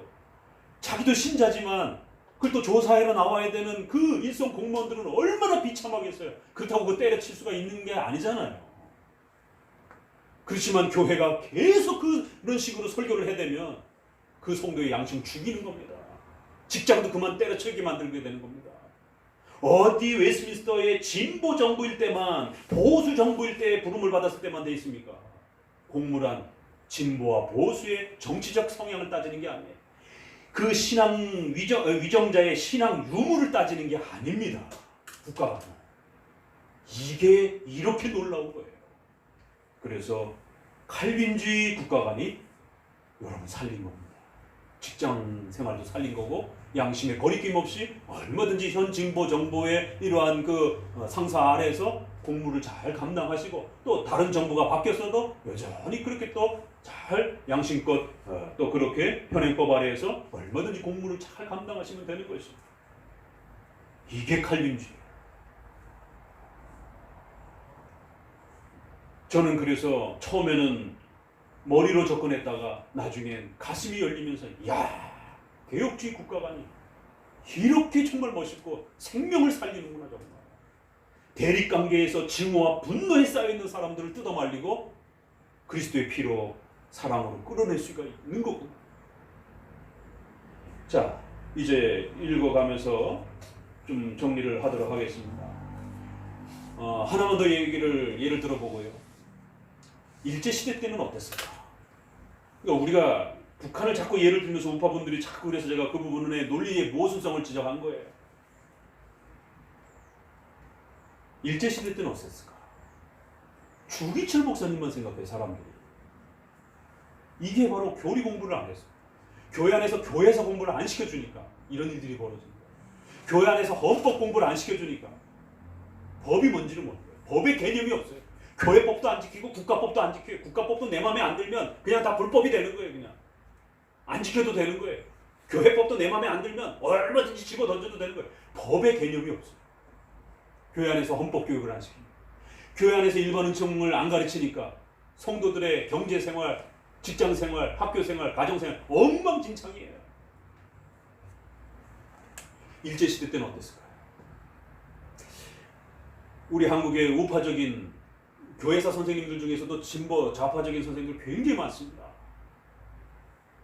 우파적인 이러한 교회사 선생님 중에 몇 안 되는 분 중에 저희 총회의 역사신학 교수님이시고 연구원의 원장님이신 이종전 교수님이 본인 스스로가 피난민 아버지 밑에서 그렇게 한평생을 대한민국의 근대사와 함께 살아온 그런 분이에요. 그래서 우리가 전라도 쪽으로 남장로교회 선교 지역을 이렇게 순회를 하면서 많은 대화들을 하다가 거기에 언더우드의 휴양지부터 시작해서 이렇게 쭉 돌아보면서 그런 질문을 드렸어요. 교수님, 언더우드는 왜 총독부에 협조를 했을까요? 언더우드가 총독부에 협조한 그런 역사와 기록들이 굉장히 많습니다. 그러니까 우리나라 사람들은 주로 우리나라 신학자들과 목회자들은 항일투쟁이라든가 이런 쪽으로 무력투쟁으로 가기도 했고, 주기철 목사님과 이런 분들은 또 그런 식으로 투쟁을 해서 개인적으로 순교를 당하시기도 했고, 이런데 선교사들 중에 의외로 총독부의 친일 정책을 상당히 많이 도와줬습니다. 그럼 언더우드가 친일파예요, 그럼? 그건 아니에요. 근데 실제로 교회사, 이건 뭐 거짓말로 속일 수가 없어요. 자료를 뒤져보세요. 총독부의 요구 조건과 이런 부분들을 상당히 많이 협조합니다.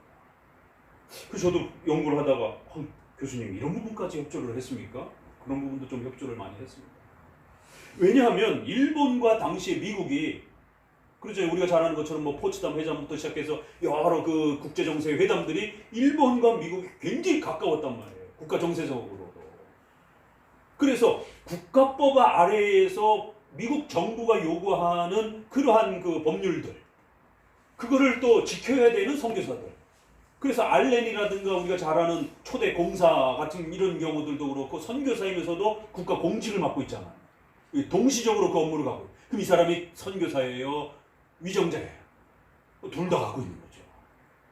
그러면서 기독교적 활동도 하면서도 미국의 법률을 지켜야 되는.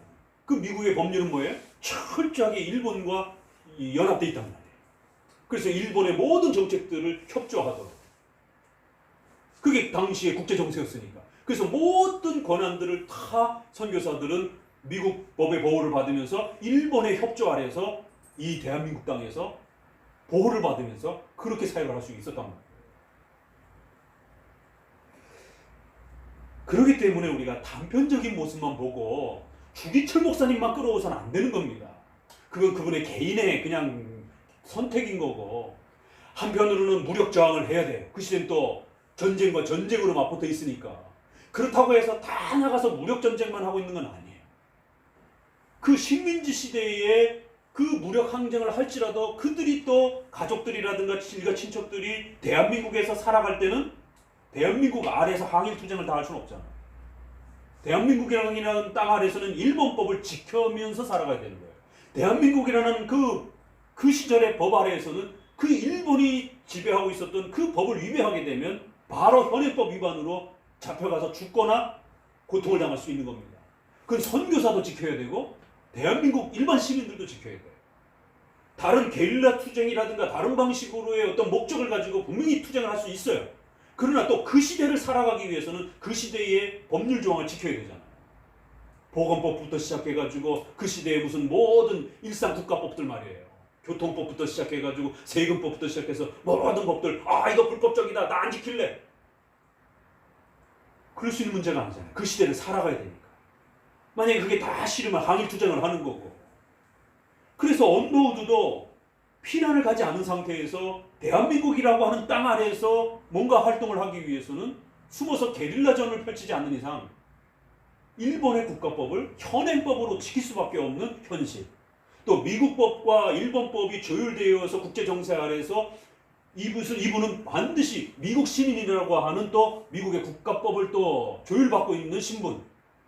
이런 모든 걸 고려해서 언더우드가 어떤 부분은 일본의 요구 조건들을 또 국가법 아래에서 조율하고 협조를 할 수밖에 없는. 또 그분은 그분의 위치와 시민적 권리가 있는 거고, 우리나라 항일투쟁을 하는 사람들도 대한민국이라고 하는 나라를 뺏긴 사람으로서 투쟁을 해야 되는 또 그러한 책임과 역할이 구별이 되어 있는 겁니다. 언더우드랑 우리랑 똑같은 건 아니죠. 신분과 책임에 있어서 같은 그리스도인이라 할지라도 신분이 다르고 시민권이 다르고 위치가 다르단 말이에요. 그래서 때로는 미국 시민권자로서 얼마든지 일본의 정책과 어떤 법률적 조항에 협조할 수 있었고, 또 그런 부분이 좀 더 지나치게 기독교적인 부분에서 반기독교적인 부분에서는 때로는 일제 신사참배와 관련된 신앙적 부분에 대해서는 또 선교사들도 강력하게 항의하다가 선교사들도 쫓겨나잖아요, 나중에. 그러니까 이걸 조율을 하는 것이지 몇몇 법조항 마음에 안 든다고 해서 그냥 거기서 막 저항하고 그냥 순교하고 이런 게 아니란 말이에요. 선교사들이 그 자리에서 다 죽지 않았단 말이에요. 이런 부분들을 종합적으로 봐야 되는 겁니다. 그래서 우리가 현행법 아래에서 법을 지켜야 되는 그런 보건법이라면 이 문제는 현행법을 위배하는 문제, 5계명을 위배하는 문제, 또 우리의 생명에 직결되는 문제, 이런 문제들이 종합적으로 다가오기 때문에 단순히 예배법만 가지고 양심의 자유로만 모든 걸 해결할 수 있는 문제가 아니라는 겁니다.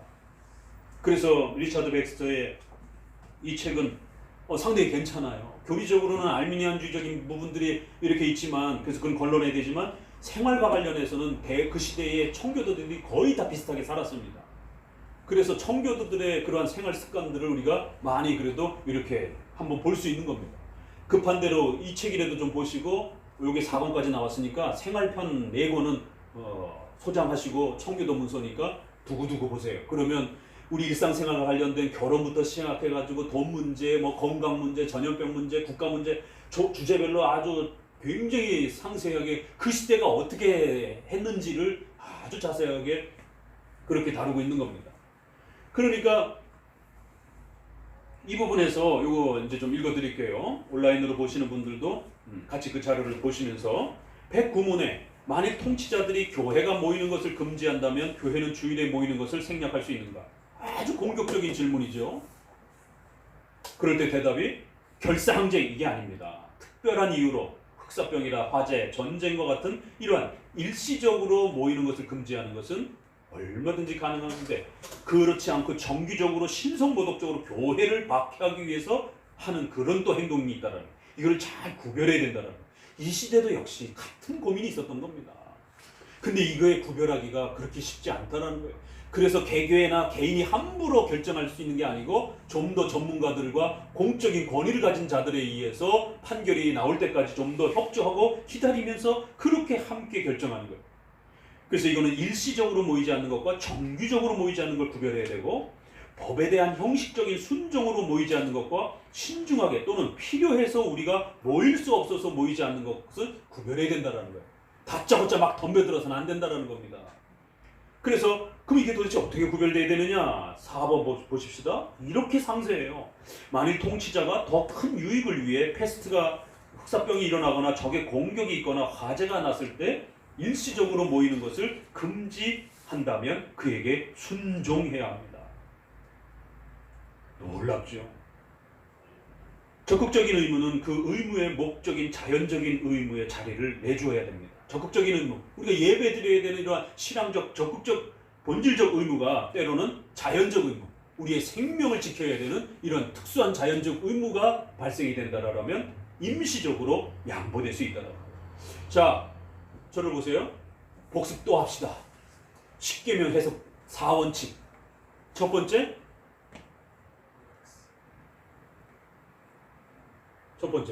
상식적. 복습해야 돼. 그래서 상식적이 나오면 안 되지. 첫 번째, 네? 문자적. 있는 그대로 십계명의 이런 부분에서 구약이든 신약이든 특별히 문제가 되지 않는다라면 문자적으로, 문맥적으로 그대로 OX를 받으면 돼요. 하지 말라면 하면 안 되고, 하라 그러면 하면 되는 거예요. 두 번째.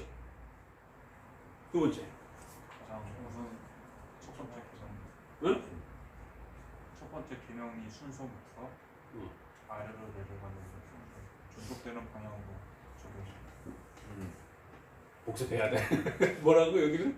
종합적으로. 그렇죠. 종합적으로 어느 한 계명이 이렇게 축소되거나 망가지지 않도록 10계명 전체가 조화를 이루는 방식으로 최대한 적용해야 되는 거예요.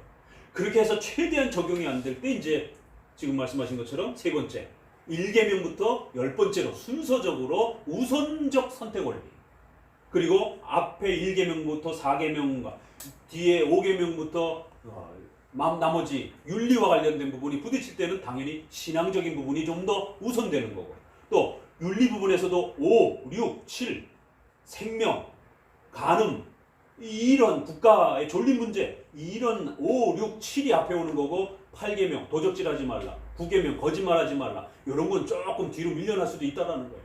둘 중에 하나만을 선택해야 된다면 차선을 선택할 수밖에 없는 우선적 원리. 마지막 네 번째가 양심적 원리. 그게 모두가 만족이 되고 나면 마지막 최종적으로는 그 사회의 도덕적인 보편적 양심에 어긋나지 않는 그 정도 선에서 상식적으로 결정하면 되는 거죠.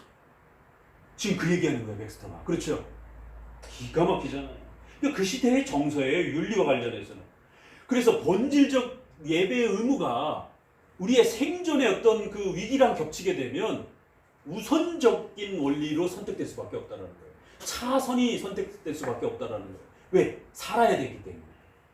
그래서 우선 원리가 작동이 되는 거예요. 자, 그리고 나서 2번, 적극적 의무가 언제나 우리를 구속하는 것이 아닙니다. 이 적극적 원리는 규정적 예배 원리, 명령적 예배 원리를 말하는 거예요. 이런 적극적 의무가 반드시 항상 구속하는 방식이 아닙니다. 지금 여기에 차이가 발생이 된 거예요. 시기에 맞지 않는 의무는 죄가 됩니다. 얼마나 정확합니까? 아무리 올바른 가르침이라도 그것이 하나님의 섭리의 시기와 어떤 정황 속의 이 내용하고 안 맞아버리게 되면 죄가 된다는 거예요, 거꾸로.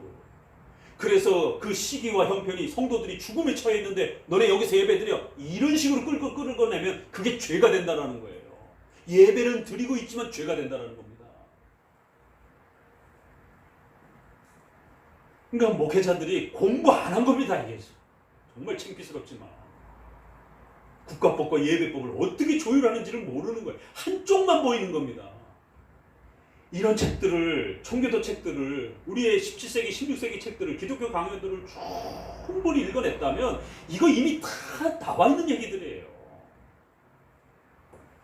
2번 가로 쌍가로 2번, 만일 왕들이 거룩한 모임과 공적인 예배를 고정적으로 그리스도와 종교를 제거할 목적으로 금지한다면 그건 우리가 들으면 안 된다는 거예요. 너무나도 당연하죠. 3번, 현재의 필요에 따라 우리가 공적으로 모일 수가 없어서 은밀하게 모이고 많은 수가 모일 수 없어서 적은 수로 모이고 더 자주 모일 수 있는 기회를 얻기 위하여 신중하게 어떤 모임을 일시적으로 폐하는 것이 그건 합법적이다. 놀랍죠. 필요에 따라 또 더 많이 모일 수가 없어서 어떤 그러한 섭리적 형편의 부득이함이 발생이 되면 이런 거예요. 가로 4번, 그러나 금지된 모임이 아니라 모임의 상황과 관련된 것이라면 얼마든지 우리가 이제 다음 질문에서 이런 질문을 던져야 된다는 거예요. 110문, 만일 통치자가 오직 어떤 장소나 어떤 나라가 어떤 숫자로 하나님을 예배하는 것을 금지한다면 우리는 그에게 순종해야 합니까? 이게 더 세밀해지는 거예요. 아주 어려워진다는 거예요. 가령 1년 내에 한 번만 모이라든지 오직 밤중에 모이라든지 한 번에 6분이나 7분 이상을 넘기지 말라라든가 이렇게 오직 시간과 관련돼서 어떤 국가 위정자가 특수한 명령을 이렇게 내린다면 이거는 예배를 파괴하는 목적이라고. 왜? 국가 위정자의 의도를 우리가 헤아리기가 참 쉽지 않습니다. 법적으로도 명확해져야 되고 의도도 드러나야 되고 이래서 우리가 그거를 신중하게 살피는 훈련을 해야 된다는 거예요. 왜 그러냐면 그거는 6분, 7분 예배로 모일 수가 없다는 거예요. 하지만 보세요. 9시까지 모이지 말라라든가 한밤중까지 너무 머물러 있지 말라라든가. 왜요? 거기에 그 경찰 이런 방범 이런 제도가 이렇게 잘 구축되어 있지 않아요.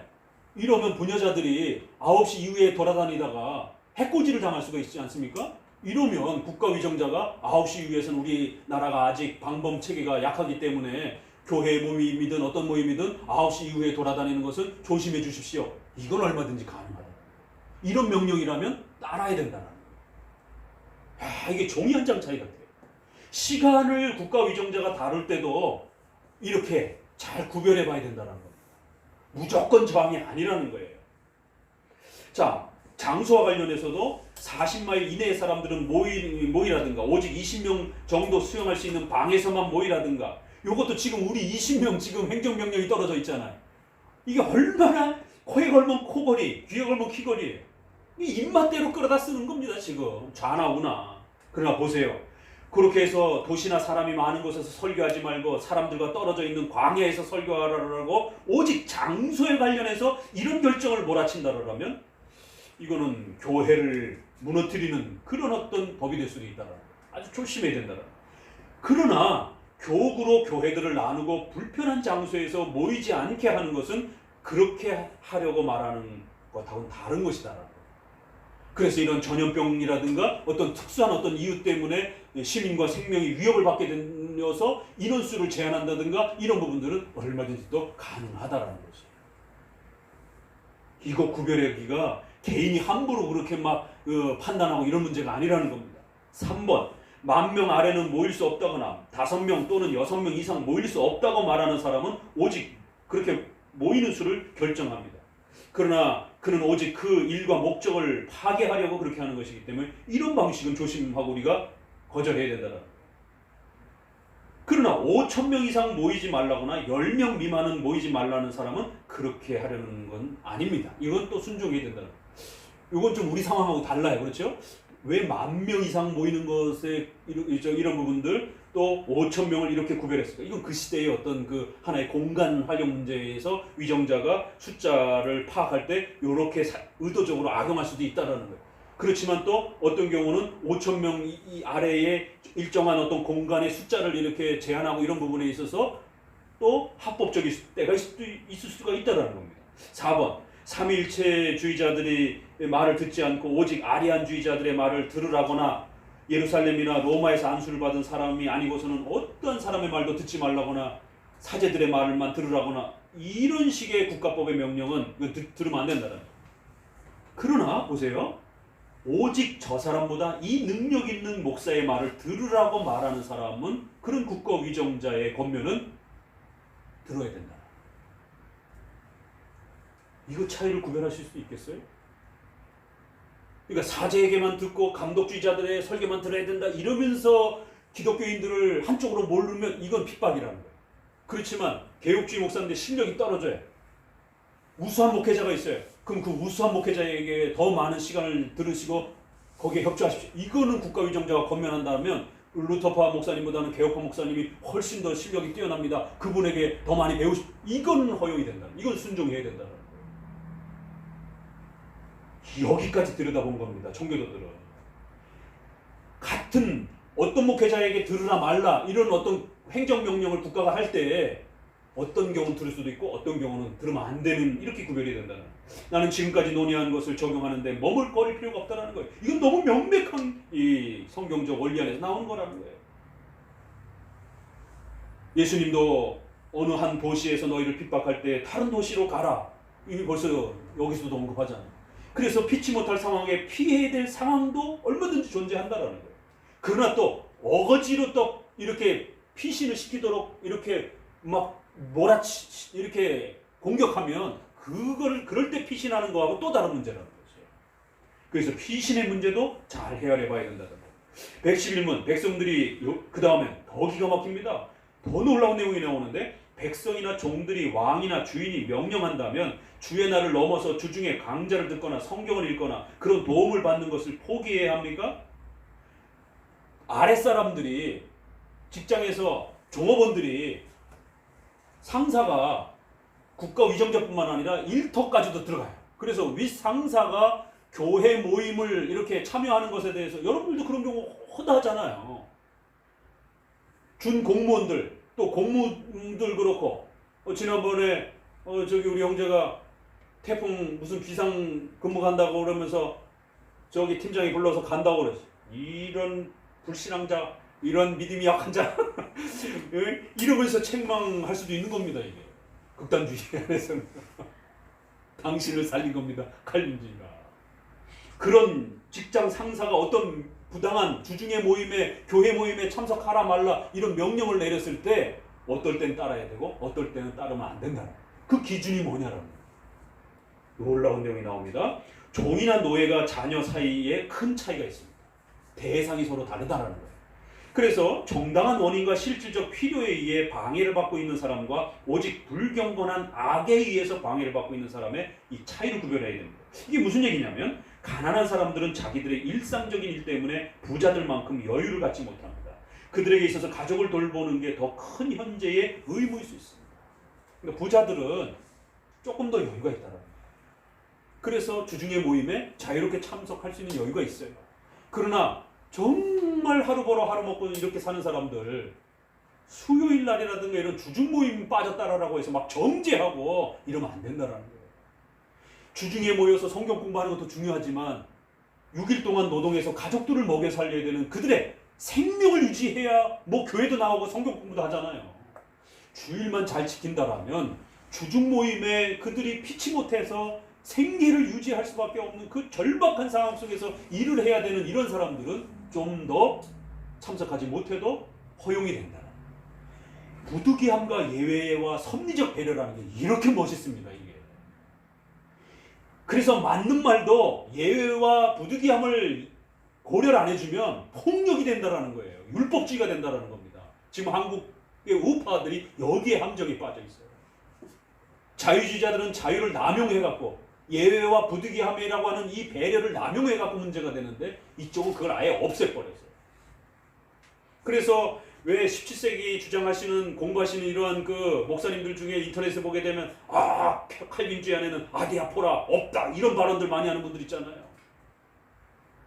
중립적인 거 이런 거 없다 이런 부분 다 율법주의 카테고리에 빠져 있는 분들입니다.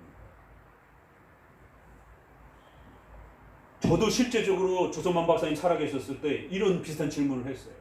생계 때문에 이렇게 했을 때 목사님 이거 나오라고 그래야 됩니까 말아야 됩니까? 제가 목회자인데. 조 박사님 어떻게 대답한지 아세요? 목사가 그렇게 몰인정해가지고 당장 먹고 살아야지 가족들하고 어떻게 나오라고. 대번 그렇게 고민했어요. 그렇다고 여유 있는 사람도 수요일날 빠져도 된다는 얘기는 아니에요. 여유가 좀 있는 분들이 열심히 참석하시라는 거예요. 그러나 정말 가난한 자들, 하루 벌어 하루 먹고 살아야 되는 이런 분들은 그 하루하루를 또 부양하면서 가족들을 그렇게 지키면서 다른 방식으로 보충해서 채워가면 된다는 거예요. 현재 공적인 중요성을 갖는 군인들과 재판장들, 다른 일을 하는 사람들은 이들도 역시 얼마든지 그렇게 방해받을 수 있다는 거예요. 못 나올 수 있다는 거죠. 부득이함 했죠. 우리가 직업적으로. 그래서 주일날조차도 마찬가지라는 거죠.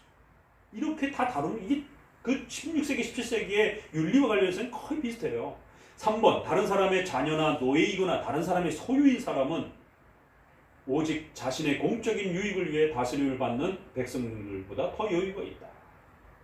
이 신분의 차이에 따라 여유가 있는 사람과 없는 사람 이걸 구별해줘야지 다짜고짜 무조건 이렇게 주장하면 안 된다는 거예요. 4번, 다른 사람에게 절대적으로 고용된 종은 고용된 시간 동안 노예에 가깝다. 그러나 어느 정도 자유를 가지고 있는 사람들은 그렇게 속박되어 있지 않다라는 거예요. 그래서 이렇게 어떤 그 아주 강한 그 노동의 어떤 규칙 안에 노예처럼 이렇게 강력하게 묶여 있는 사람들은 수요일 날이라든가 금요일 날 시간 빼기가 쉽지 않다라는 거예요. 어느 날로 말하자라. 그걸 너무 주일 강조하듯이 그렇게 강요해가지고 그 성도가 직장에서 인정도 못 받고 피해를 당하면서 그렇게 수요일 날이라든가 이런 시간 다 빼앗기고 이렇게 해서 직장이 망가지도록 이렇게 강요해서는 안 된다는 거예요. 정 조정을 못하는 그런 성도들은 직장 생활에 충실할 수 있도록 배려해 주라는 것이에요. 4번, 다른 사람에게 절대적으로 고용된 종은 고용된 시간 동안 노예에 가깝다. 이런 부분들이. 5번, 만일 왕이 공적인 일을 해야 하는 군인들이나 재판장들이나 다른 사람들을 공적인 일을 하는 동안 설교를 듣지 못하게 금지했거나 또 만일 부모가 이렇게 금지시켰다라면 이거는 상당히 좀 신중하게 생각해야 되는데, 그러나 그들이 공적인 예배를 드리거나 날마다 개인적으로 필요한 기도와 의무를 감당하는 것을 금지하는 게 아니라면 얼마든지 또 순종해야 될 때가 있다는 거예요. 6번, 그러나 자신의 영혼에 필요한 도움을 방해하는 속박 아래 놓인 사람은 합법적으로 그렇게 할 수만 있다면 더 자유로운 곳으로 옮겨야 된다. 그래서 성도들은 될 수 있으면 주일 성수를 잘 할 수 있는 그런 공간으로 또 이렇게 이동하고 또 주중에 이러한 시간들도 직업들도 잘 선택해서 그런 부분들을 계속 조율해 가라는 거예요. 그러나 지금 당장 할 수 없다라면 주중에 모임에 참석하는 것에 너무 부담을 갖지 말고 거기에 양심의 이런 부분들을 열어줘야 된다는 거예요. 7번 만일 사람을 소유하지 아니하고 오직 다스리는 왕이나 가정교사나 학교 선생님이, 이건 직분과 역할이 왕처럼 그렇게 강력하게 속박할 수 없는 그런 권한자들이 자꾸 종교 의무 생활의 부분을 침해하거나 이런 건 우리가 이렇게 좀 거절해도 순종하지 않아도 된다는. 그러니까 이게 현행 법의 권한의 그 의무성 아래에 이런 부분들을 좀 더 우리가 더 들여다볼 수 있다, 이렇게 얘기를 하는 겁니다. 자, 이렇게 리차드 백스터에 대한 부분까지도 이렇게 보시면서 비교해 보세요. 그래서 국가 위정자의 이제 이 사항에 대한 내용입니다. 이게 그냥 오늘은 이 사항을 그냥 바로 넘어갑시다. 연결해서. 그러면서 이제 국가 위정자의 이 공권력과 사법권에 대해서 우리 크리스천들이 어떻게 협조하고 어떻게 저항해야 되는 기준을 마련해야 되는가가 이제 4번으로 마무리가 되는 겁니다. 이런 내용들이 같이 읽어봅니다. 국민의 의무는 공직자를 위하여 기도하고 그들의 인격을 존중하고 세금과 그 밖의 공과금을 납부하고 그들의 합법적인 명령에 따르고 양심대로 그들의 권위에 복종하는 것이다. 백성들은 공직자가 신앙이 없거나 다른 종교를 가졌다고 하여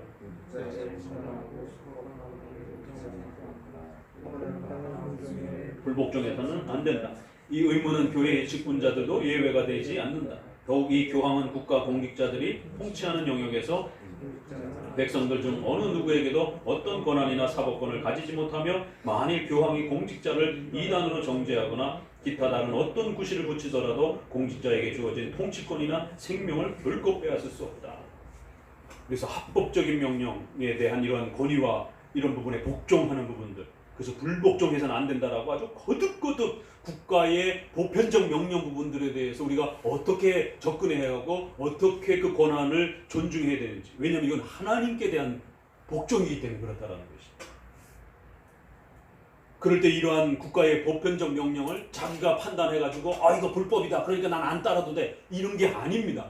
그게 불법이라고 하는 것이 확정되기까지는 국가의 법적 질서 체계를 따라야 되고 또 증거가 확보가 돼야 되고 또 그런 증거들을 적어도 교단이라든가 이런 공적 기관이 불법성이라고 이렇게 판결해주는 어떤 일정한 어떤 하나의 규정도 있어야 되는 것.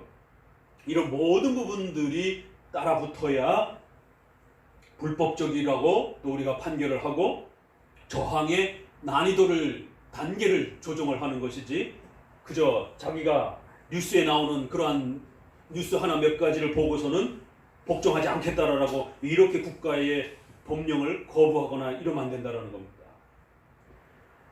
그리고 이러한 국가의 공권력 부분에서 어떤 권한이나 사법권이나 통치권이나 나중에는 그들의 생명까지 위협을 해요. 지금 우파 쪽에서 진보 정부의 위정자에 대해서 조롱하고 욕하고 이런 부분들, 또 과거의 박근혜 정부 시절에 박근혜 대통령이 아직 현 정부의 그러한 합법적인 통치자인데도 불구하고 재판도 받지도 않았는데도 불구하고 벌써 악인이나 된 것처럼 그렇게 욕을 하고 퍼포먼스를 하는 이런 수많은 행동들이 곁에 있었으면 죽이려고 들었을 거예요. 정말. 생명을 빼앗는 이런 분노와 이런 증오들, 이게 우리만 그랬겠습니까? 인간의 본성상 국가관을 인정하지 않는, 국가가 없으면 야만인들이 되는 겁니다. 그래서 칼빈이 무정부 상태, 제세례파와 같은 어떤 국가의 이런 부분도 인정하지 않는 무정부 상태의 이런 무질서보다는 차라리 독재자라도 있는 게 낫다라고 합니다. 이런 이야기들이 나오는 거예요. 목회자의, 신학자의, 기독교 강의 설명하면서. 그래서 신앙 유무를 따지지 말고 악한 자라 할지라도, 예레미야의 지난번 우리가 수요일날 읽었던 것처럼 도둑이라 할지라도, 도둑처럼 그 정권을 강탈한 자일 자라 할지라도 신앙 유무를 따지지 말고 복종해야 된다. 뒷부분에 복종해야 된다. 악한 자의 악한 정책과 악한 그런 괴팍함, 이런 모든 부분들을 언급하면서 그래도 순종해야 된다. 야, 이거 너무 순종하라라고 말하는 거 아니야? 라고 싶을 정도로 뒷부분에 복종에 대한 이런 부분 얼마나 많은지 모릅니다. 그리고 또 저항 이야기를 하는 거예요. 그럼 저항을 할 땐 또 어떻게 해야 되는지에 대해서 시민들의 시민적 저항 부분들은 굉장히 자제시킵니다. 지난번 얘기한 것처럼 교리적으로 형상은 없애야 되는 것이지만 설교할 때는 절대로 성도들이 카톨릭 평상 그거 보기 싫다라고 해서 망치 들고 가갖고 때려 부시지 말라라고. 현행법을 위배하게 되면 성도들의 생명이 위태로워진다라고. 성도들의 시민의 권한은 그거를 함부로 때려 부실 수 있는 권한이 없다라고. 월권을 행사하면 안 된다라고. 저항의 원리에 있어서도 반드시 직임과 그 각각의 책임에 따라서 저항을 하는 것이지, 함부로 그렇게 무력을 휘두른다든가 함부로 월권을 행사하면서 그렇게 저항적 행동들을 하게 되면 오히려 하나님 앞에서 그 권한을 침해한 죄를 받게 된다. 도덕적 정의와 이런 분노 때문에 말씀을 어기면 안 됩니다. 왜 이런 부분들을 가볍게 여기냔 말이에요. 내가 좋아하는 정부, 여기 어디에 국민의 의무는 공직자를 위하여 기도하고 라고 할 때 내가 좋아하는 정부, 진보 공직자를 위하여 기도하고가 어디 있어요? 그냥 공직자인 겁니다. 신앙의 유무를 따지지 말고 다른 종교를 가졌다라고 해서, 또 우리가 불평 부당함을 당했다라고 해서 저항의 명분을 가질 수 있는 그런 게 아니라는 것이에요. 그 사법권의 합법성에 대한 부분을 우리가 잘 존중하는 이런 원리가 무엇인지, 그러면서도 교회를 핍박하거나 그의 의무를 넘어선 그러한 선을 넘었을 때는 반드시 우리가 또 교회적 질서와 시민적 질서 아래서 마지막에는 전쟁에 준하는 목숨을 거는 그런 무력 저항까지, 존 낙스처럼 분명히 그런 저항권도 있어요. 그러나 그 저항은 한편에는 국가법에 하나님이 세워주신 국가의 권위를 침해하는 이거를 각오해야 되는 거기 때문에 명백한 객관적 증거. 그래서 제가 세 가지를 소개했죠. 마지막 칼럼에서 명백한 불법성에 대한 증거. 그 다음에 두 번째 뭘 제시했죠? 첫 번째 객관적인 확보. 두 번째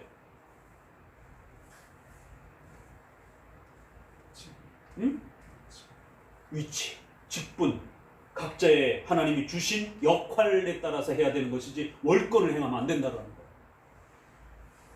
목사님에 대한 부분을, 그 신학에 대한 부분을 지적하고 문제 삼을 수 있어요. 그렇다고 해서 성도가 목사님한테 자기하고 맞짱 뜨자라고 뭐 이런 식으로 비판해서는 안 되는 겁니다.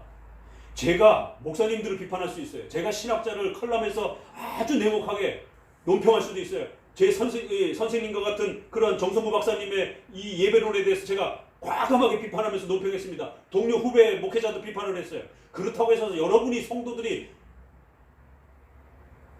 교수님 그렇게 막 제가 비판하듯이 그렇게 비판하면 안 되는 것입니다. 저는 신학자이기 때문에, 제 위치에서 제가 침묵하면 안 되기 때문에 그 신학적 원리를 갖고 비판을 할 수 있는 겁니다. 여러분은 여러분 자리에서 또 여러분만큼 저항하면 되는 거예요. 하지만 저는 멱살을 잡고, 선생님 멱살을 잡고라도 앉아서 어떻게 이게 개혁주의 예배론입니까? 라고, 신학자이기 때문에, 신학자끼리, 신학자로서 하나님이 세워졌기 때문에 신학자를 대항할 수 있는 권리가 생긴 거예요. 그리고 또 노회와 총회의 내용을 가지고 그 문제가 심각해진다라면 시리를 행사할 수 있는 권한을 가지고 있는 자라는 거예요. 뭐 정 박사님이야 다른 교단 사람이니까 그렇다 치더라도 우리 후배의 문제들은 정식으로 그 노회에 제가 고소를 접수를 해서 어떻게 총회가 이렇게까지 공관을 했는데 성도들의 생명이 달린 문제를 갖다가 이렇게 반정부 투쟁하듯이 이런 식으로 선동하고 이거 상당히 심각하다. 당신들 노회에서 더 이상 이런 선동적 컬럼 쓰지 못하도록 이런 자제시켜라. 만약에 이거 자제 안 되면 정식으로 건징 절차에 대해서 고소하겠다라라. 저는 그런 직분을 가지고 있는 자이기 때문에. 그렇다고 여러분이 또 그 목사님 막 욕하거나 막 이러면 안 된다는, 그 난이도가 서로 다르다라는 것이에요. 그래서 이런 부분들을 신중하게 조심하라는 것이에요. 자, 그래서 해설 부분을 보게 되면 사항은 교회와 국가의 역할을 구별합니다. 사망에서는 교회와 국가가 정교 분리의 원칙을 따라 각각 사명을 가지고 있다고 언급했기 때문에 사항에서는 각각의 구별된 역할과 의무가 무엇인지 구체적으로 설명해 가는 겁니다. 그래서 그들을 위해서 기도하고 그들의 모든 내용들을 협조해야 되고 또 책임을 감당할 수 있도록 또 그렇게 도와줘야 되고, 그러나 분명히 또 교회와 국가의 자리를 넘어섰을 때는 사도행전 19장에 따라 분명히 저항할 수 있는 또 그 저항의 자리가 있다라는 것이죠. 그래서 이 저항과 복종이 얼마나 잘 조율을 해야 하고 또 조화를 이루어야 되는 건 굉장히 어려운 문제고, 또 각각의 위치와 내용을 따라서 그렇게 공적인 권위를 가지고 그 내용을 판단하는 것이지 자기가 보기에 마음에 안 든다라고 해서 바로 저항할 수 있는 그런 문제가 아니라는 겁니다. 자, 우리가 마지막으로 한번 어디를 보냐면 성경 안에서 요셉을 봅시다. 요셉이 애굽의 총리가 된다는 건 쉬운 일이 아니에요. 그것도 우상이 수두룩한, 우상 숭배가 수두룩한 애굽의 국가 위정자로서 최고의 통치자로서의 역할을 감당한다는 게 그게 쉬운 일이겠습니까? 반기독교적인 국가 아래서. 그러면 요셉은 어떻게 자신의 통치권을 행사했을까? 무조건 저항했을까? 그러면 살아남지도 못했습니다. 다니엘은 어땠을까요?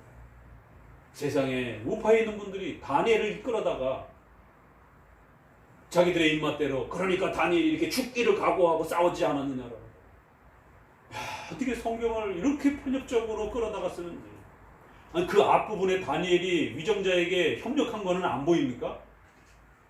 음식 부분에서도 그 부분만 저항한 것이지, 그러면 다니엘이 계속 채소만 먹고 살았겠어요? 다니엘은 4개 정도, 바벨론, 메데 파사, 그리고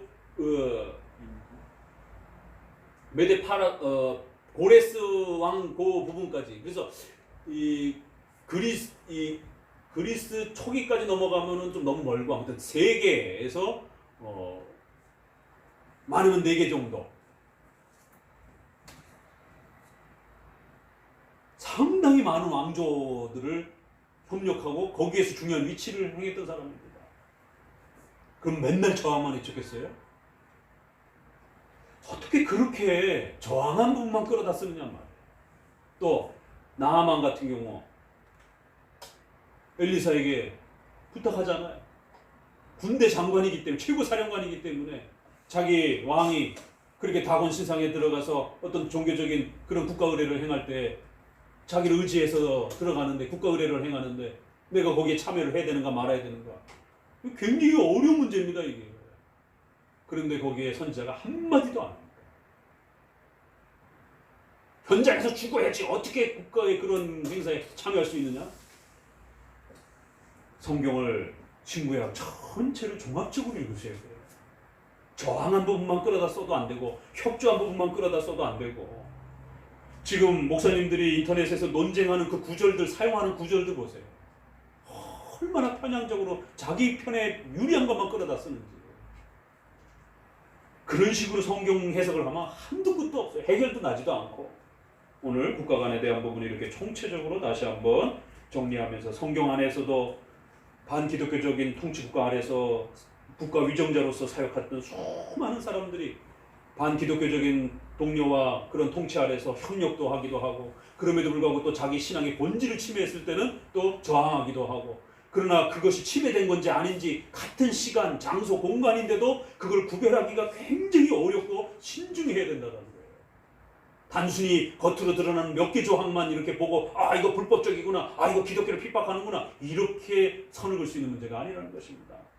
그래서 리차드 백스터 안에서조차도 그 세밀함에 이런 경우들은 우리가 순종할 수도 있지만, 이런 경우는 또 조심해서 우리가 걸러내야 되기도 하는 이러한 아주 기품들이 있어야지, 너무 선동적으로 대응하면 절대로 안 되고 칼의 권세를 가진 자이기 때문에 성도들이 생명이 다칠 수 있다라고 합니다. 칼빈의 제발 설교들을 읽어봐야 됩니다. 오파분들은 더더욱이나 성도들을 선동하면 안 되고 성도들의 생명을 다치게 해서는 안 된다라고 칼빈이 얼마나 그 저항론을 수립했던 분이 함부로 과격 저항하지 말라고. 낙스가 그 포악스러운 메리 여왕과 이 여자들이 이렇게 기독교를 핍박하는 이 상황에 무기를 두를 수밖에 없는 상황인데, 무기를 들어야 됩니까? 라고 할 때 칼빈이 얼마나 강곡하게 될 수 있으면 무기 들지 말라고. 너희들이 다 죽을 수 있다라고. 성도들이 다 죽을 수 있다라고. 성도들을 아끼라라고.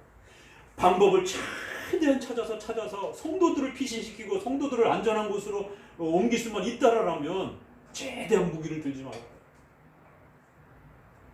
그럴 때마다 낙스가 여기서 무기를 안 들면 우리는 섬나라하기 때문에 누가 와서 도와줄 수도 없고, 당신들이 도와주러 오는 사이에 우리 다 죽습니다. 어떻게 해야 됩니까? 이 칼빈하고 낙스의 이 정말 선생님과 제자가 성도들의 생명을 걸고 눈물을 흘리면서 저항해야 되는가 말아야 되는가에 대한 이 부분을 논의하면서 결국 낙스는 선생님 지금 영국도 프랑스도 도와주지 못하고 제네바도 도와주지 못하고 스위스도 도와주지 못하는 상황에서 저희가 선택할 수 있는 마지막 카드는 무력으로 메리와 싸울 수밖에 없는 형편이 되었습니다. 마지막 편지는 무력으로 저항하겠다라고 그렇게 결단을 내립니다. 그리고는 죽을 각오를 하고 스코틀랜드가 전쟁에 돌입하는 겁니다. 그래서 자일스 성당에 그 유명한 여자, 의자를 집어던진 여자 누구죠? 제니. 항상 반쪽만 생각이 나요. 그 많은 분들이 자꾸 그것만 생각하는 거예요. 의자만 집어던진. 국가위정자에게 의자 집어던졌다간 당신 목이 날아갈 수 있어요. 그건 그 시대와 정황이 됐으니까 전 국민이 불같이 일어나면서 국민 언약이 만들어진 겁니다. 38년에. 그러나 일반적인 경우는 다 국가위정자의 보편적 명령에는 또 철저히 순종하는 겁니다. 의자 던진 것만 자꾸 목사님들이 강조하면 안 되는 것이에요. 그래서 성도들의 생명을 아끼라고 그렇게 서로 권면하고 서로 편지를 나누면서 이 저항을 어떻게 끌고 가야 될 것인가를 고민했던 우리 선조들의 글을 읽어야 됩니다. 공부하셔야 됩니다. 단편적으로 국가의 이런 부분들을 보고서는 그냥 가볍게 그렇게 결정을 내릴 문제가 아니라는 것이 오늘 웨스트민스터의 국가관 다시 한번 하필이면 딱 타이밍이 요 타이밍에 이렇게 우리가 순서적으로 이렇게 또 보게 되어서 웨스트민스터 국가관이 얼마나 훌륭한지를 정말 이러니까 웨스트민스터 하는구나. 그 한 문장 한 문장 버릴 것이 없이 그렇게 우리를 살릴 수 있는 기준을 마련해주고 이거 몰랐다라면 당장 직장 때려치고 막 길바닥에 나앉으면서 그러면서도 나는 의를 위해서 희생했다라고 이렇게 막 만용을 부릴 수 있는 어떤 그런 위기 때에 칼빈주의가 여러분을 살린 겁니다. 여러분 가족들은 칼빈주의에 박수를 쳐야 돼요. 그래도 이때 직장 안 때려치고 그래도 직장생활 잘하면서 가족들을 먹여 살리면 아직 칼빈주의 모르는 가족들은 이런 잘못된 신념 아래 가족들이 생계가 길바닥에 나앉을 수 있는 그런 위험함에 처할 수 있는 상황에서 칼빈주의는 그 가정을 이렇게 지켜주는 겁니다. 자, 오늘 국가관 마무리하고 이제 다음부터는 기대하는 결혼관이 소개가 됩니다. 잘 또 배워갑시다. 기도합니다. 하나님 감사합니다. 오늘 우리 국가관을 마무리하면서 혼란한 이 우리 한국의 지금 국가관의 이 어려움들을 바르게 성경적으로 해결